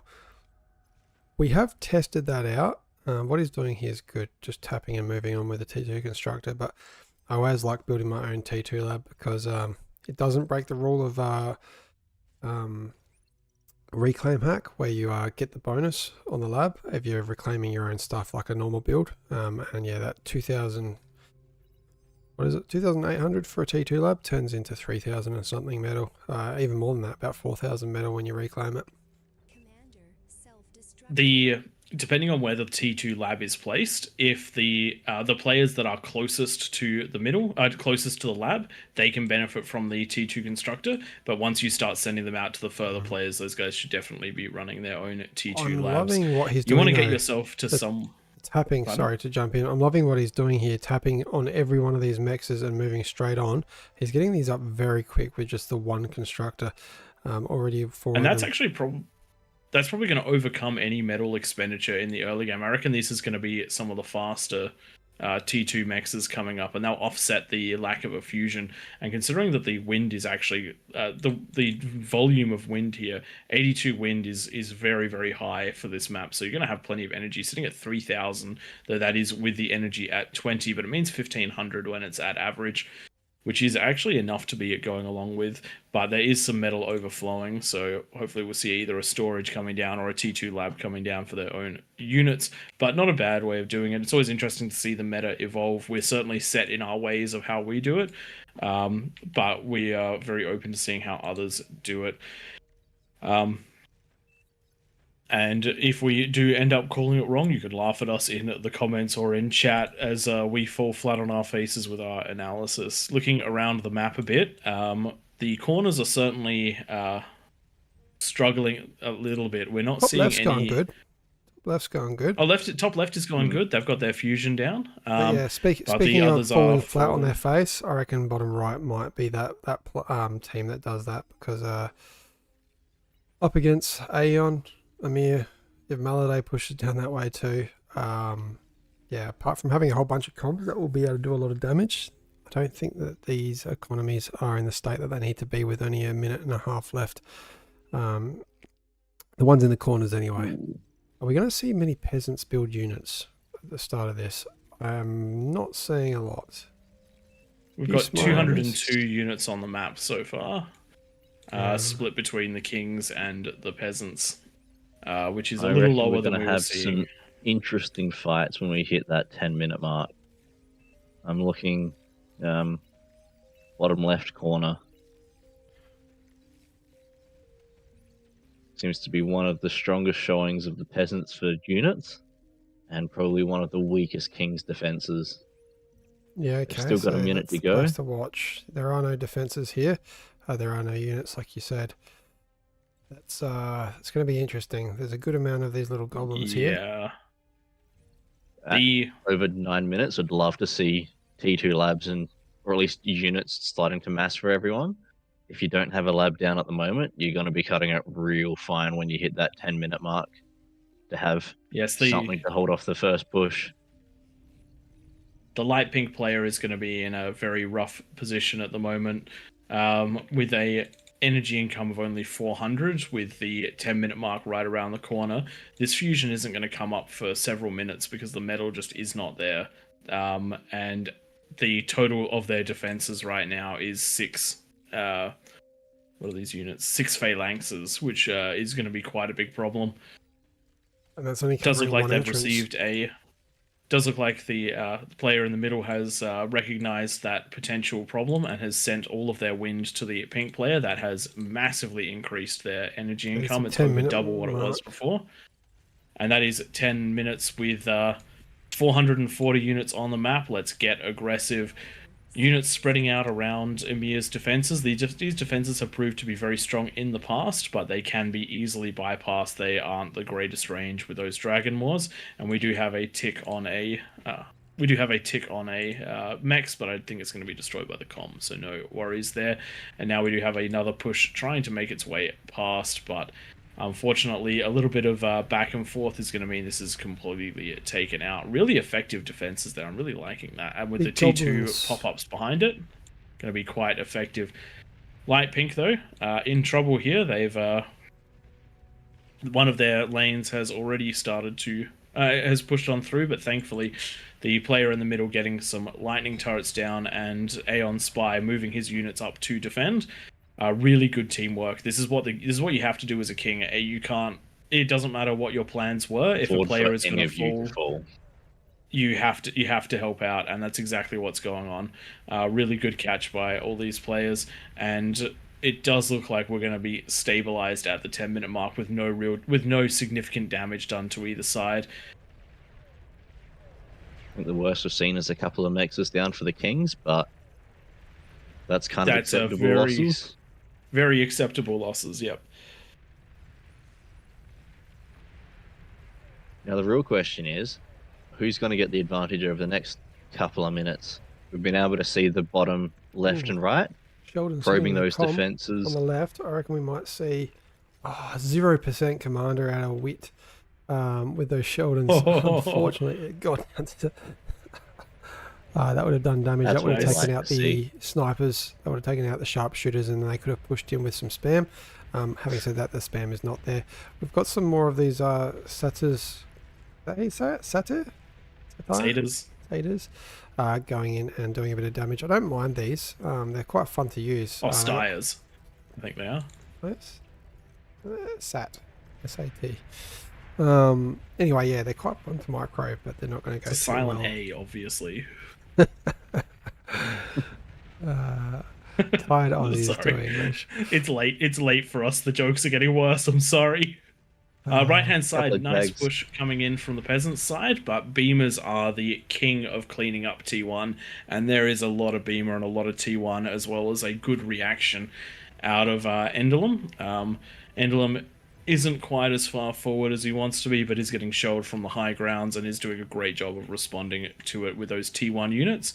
You want the T1 to tank the damage as you push through. I do believe it was Tank Tom last game that threw away almost 8,000 metal of fiends running up one ramp, which could have was it been at that T1.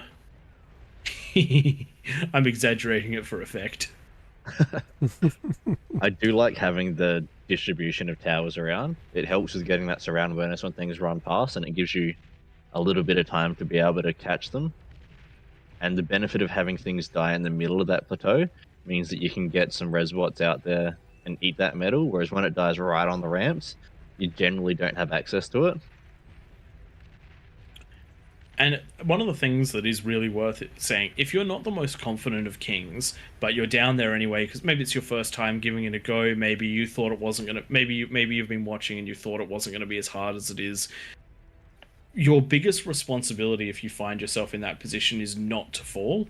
And so even if you just end up turtling up, it's not the most ideal thing for the team, but falling is significantly worse.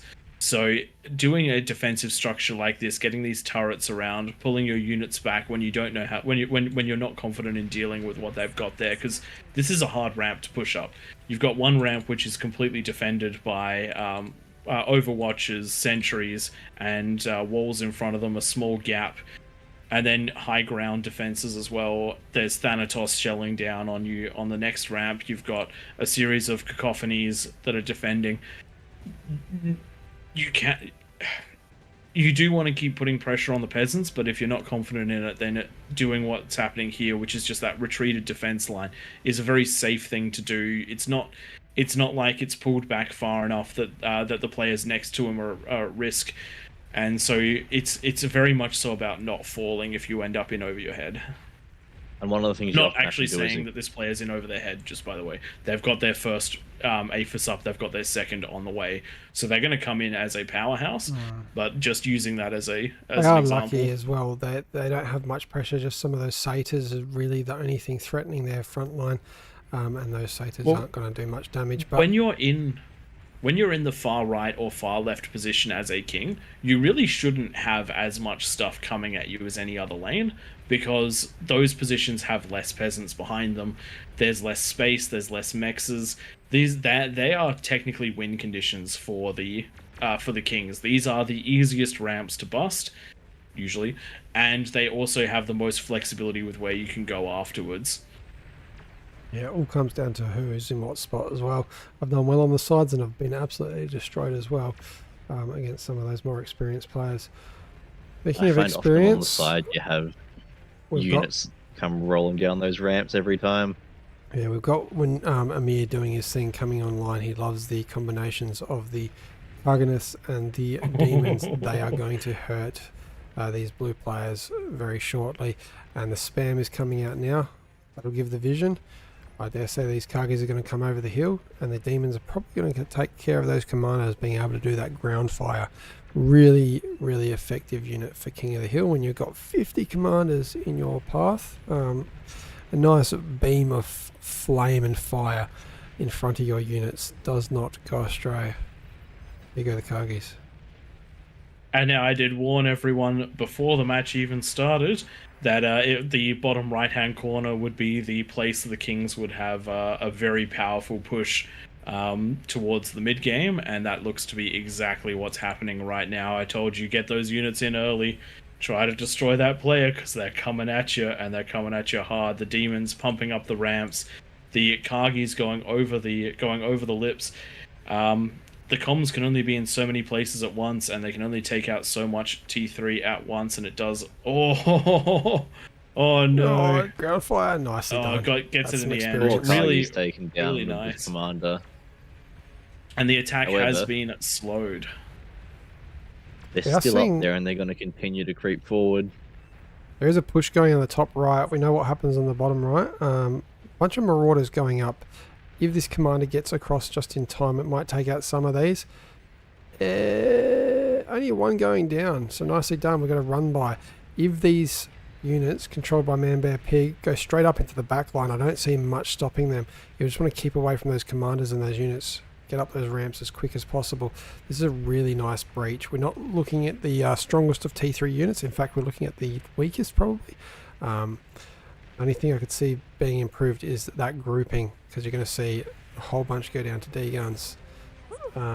Nicely done. Luckily, a second volley of 5 more marauders coming up here, and this should be enough to take down 5. Is that 5? No, 3 fusion reactors. 4 fusion reactors. Great to see them continuing straight on through. Once you've made it through those defenses, push as deep as you possibly can to get damage onto that eco. You can always come back and deal with the armies later, but the economy is going to be what resupplies them over time.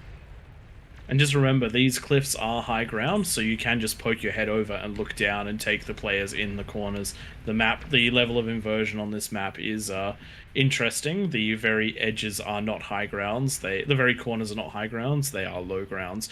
And we've actually had 3 successful pushes all at the same time out of the Kings. The right-hand side is falling to Emir. The top side is falling to the combined efforts of Man Bear Pig and Endelum. I did say that he'd come online in a big way, and that's exactly what's happened. And then on the other side, big push by Hot Potato. So top left side, big push by Hot Potato, and now we've got Persalur, the red player, managing to send the spam in through the lane that's already been terrorized by several of the demons. It really does look like this on Raptor Crater. The units of choice are demons and Kargoneths. The damage being done is just ridiculous. And speaking of damage being done that is ridiculous, we're about to see Aeon Spy getting in there with those vanguards. One of the strategies that I believe he was using in an earlier match today was drag firing at the edge of the range and then moving them up, drag firing and moving them up. The amount of damage he got done on things he couldn't see was ridiculous. So really strong play. The Kings are coming online in a big way right now. The Peasants did not get aggressive enough. They did have a really nice hole to breach, and not enough of them forced their way through it. And now we're seeing the result of that pacifism. Great to see the Kings, now that they've got a couple of ramps opened up, using those ramps rather than going and clearing every single one. They're just funneling units up the ones that have already been cleared. Something And that's a really do. important thing that Tank Thomas just mentioned. If you have a ramp that you can get to in a reasonable amount of time that's being cleared, use that. There is no point in fighting your way through the defensive positions if you don't have to. You just lose units. You lose units for nothing. Yeah, and once you're up on that ring, it's generally fairly lightly defended. The ramps will be heavily defended, but as long as you stay away from those, then you're fairly well set to just roll on through the ecos. Speaking of rolling on through, Melody has now sent his demons up north to assist with Hot Potato's push. Noticing once again where a line's been broken, where he can do the most possible damage. Also got one Kargi drifting up the back there, but there are a couple Kargis for the opposing team that are probably going to shut that one down. Are we going to see the build power go down and maybe the conversion though? If we can target fire those, doesn't really matter what units are there or how the build power is doing work. I do believe it was Milady's demons and Karganeths that started that initial push and broke through up here, getting them up here in the first place. Yeah, this is okay. Good to know. This is going to hurt if these go down. This might be the first big corner eco go pop. If this demon gets down At here. this point, despite the fact those comms are low, you basically need to throw them at the demon, because if you can kill the demon, you might save the base. If the demon's still alive, regardless of whether you still got a comm or not, your base is dead. This could be a dangerous D gun. Do you D gun or do you? He got it. He saved it. He saved the Aphis. Good enough. Good enough. Everything else And he's might be got dead, but rosebuds the coming in Aphis to are alive. Now Get things demons, back up and running. demons really doing work down the bottom right. That corner is almost the first corner completely cleared out. I'll take that back. Top right has been completely cleared out. Just a little bit of eco. Really nicely done out of who's that? We've got Pendulum and we've got Bear Pig. We'll see them working their way around the map now. They might actually be able to do a full 180 and go through the King's base and focus on the bottom corners, the bottom left, which is probably the most intact. Having said that, a number of Razorbacks from Aeon Spire taking out that Bastion, and there is an Aphis there right for the taking. And Another you can great see the showing power out of of Aeon being Spy. able to come around the back of the defenses. Whilst he has gone through and killed them, a lot of the damage was done from Aphis going pop. And when you can get the surround on the static defense, they fall significantly faster than trying to siege up the ramp. Huge eco bottom left out of Finger and Friends, but those units may be coming on a little bit late. We're getting what is that? What is it? The Praetorian. They're coming up every about 20 seconds. We've also got the Sol Invictus, the first of its type on the field, I believe. But These things That is are gonna do- phenomenal for defense. They can deal with spam, they can deal with big units, and hopefully they'll hold that entrance for long enough for more of them to come out. That is the last of Aeon Spire's T3 units up in that corner, but there are plenty more to come. I was a little bit worried about his start, but evidently he knows something that I do not, and manages to get himself in a really good position, busting his ramp and getting right up there, opening the gateway for more to come, and even managing to defend what's going on with the front line, reacting to it in time.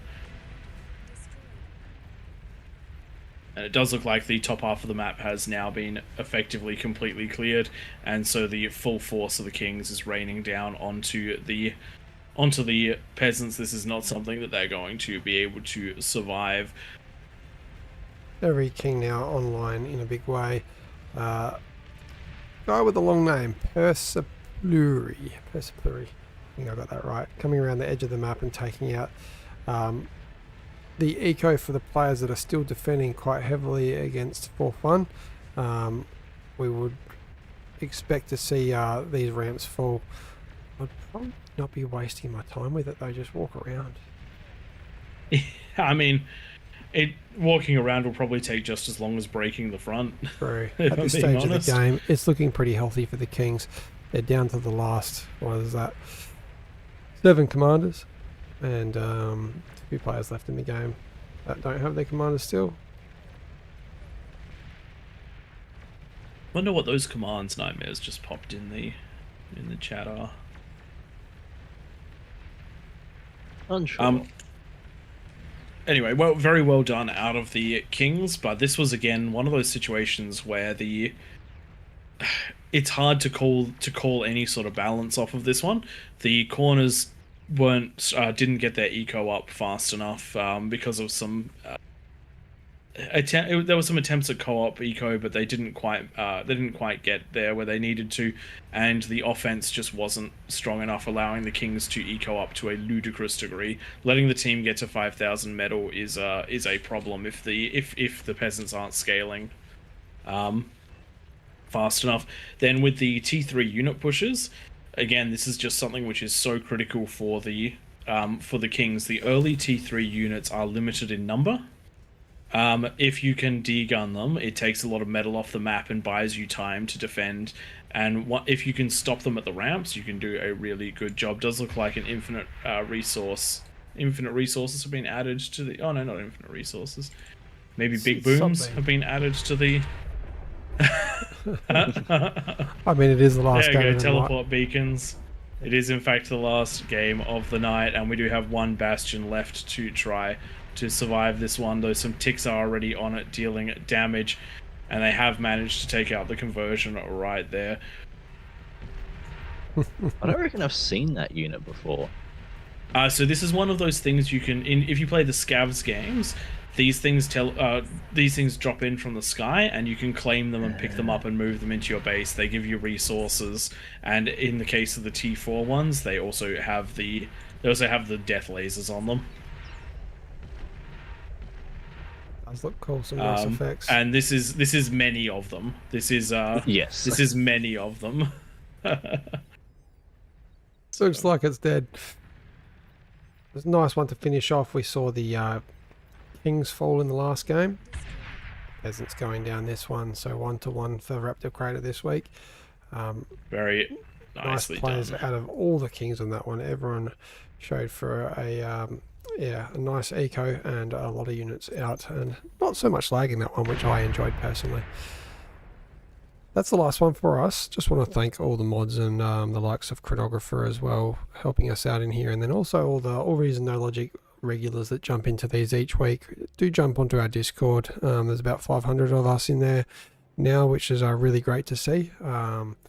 Focusing on these King of the Hills, and we also host AI games and a few unranked games. So yeah, if you want to partake, join the community.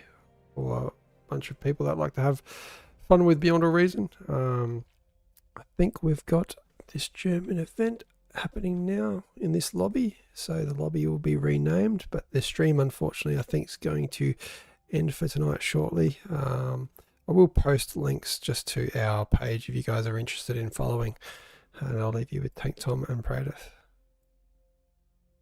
Thanks everyone for joining us tonight. It's always a pleasure to do these ones. I do enjoy the community participation in our madness, which was coming up with a game and shoving it into one which wasn't designed for it.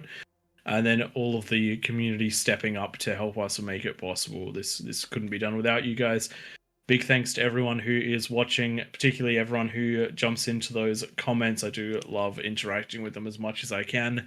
I can't always read them as they're going, but I try my best to get them up and running.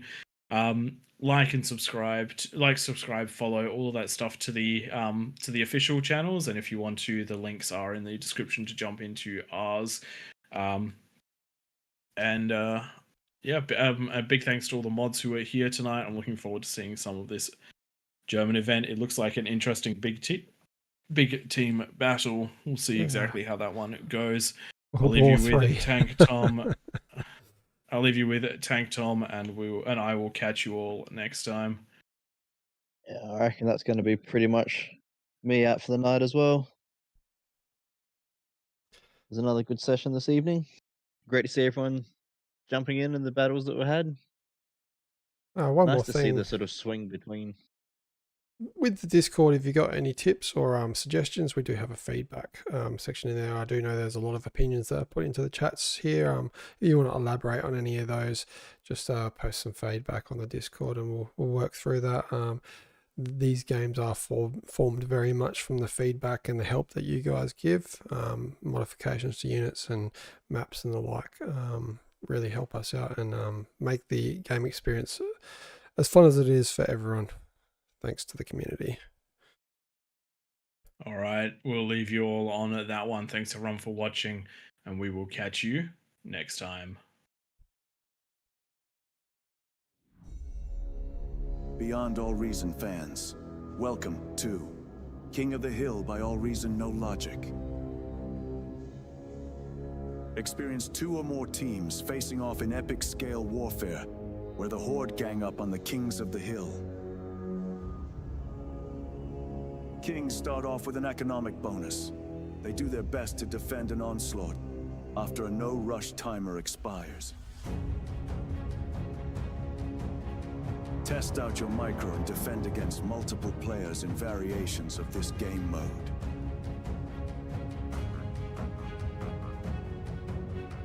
Or be part of the masses.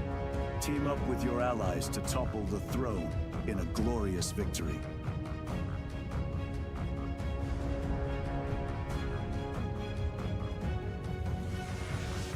AllReasonNoLogic, hosting King of the Hill lobbies, most Sundays. Join our Discord to be part of the action.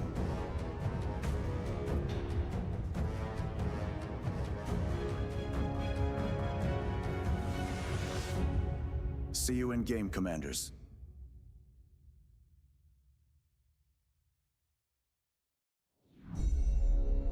Beyond All Reason fans, welcome to King of the Hill by AllReasonNoLogic. Experience 2 or more teams facing off in epic scale warfare, where the Horde gang up on the Kings of the Hill. Kings start off with an economic bonus. They do their best to defend an onslaught after a no-rush timer expires. Test out your micro and defend against multiple players in variations of this game mode.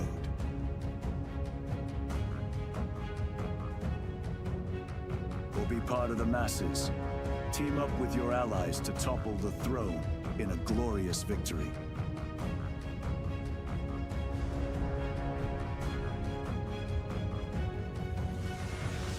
AllReasonNoLogic, hosting King of the Hill lobbies, most Sundays.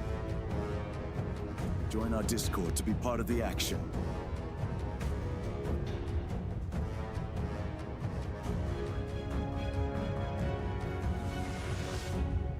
See you in game, Commanders.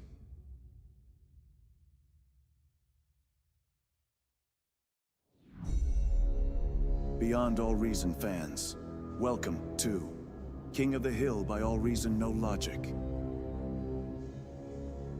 Experience 2 or more teams facing off in epic scale warfare, where the Horde gang up on the Kings of the Hill. Kings start off with an economic bonus. They do their best to defend an onslaught after a no-rush timer expires. Test out your micro and defend against multiple players in variations of this game mode.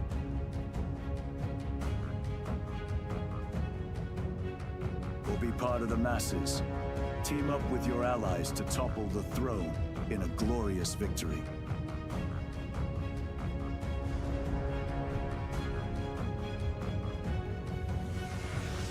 AllReasonNoLogic, hosting King of the Hill lobbies, most Sundays. Join our Discord to be part of the action.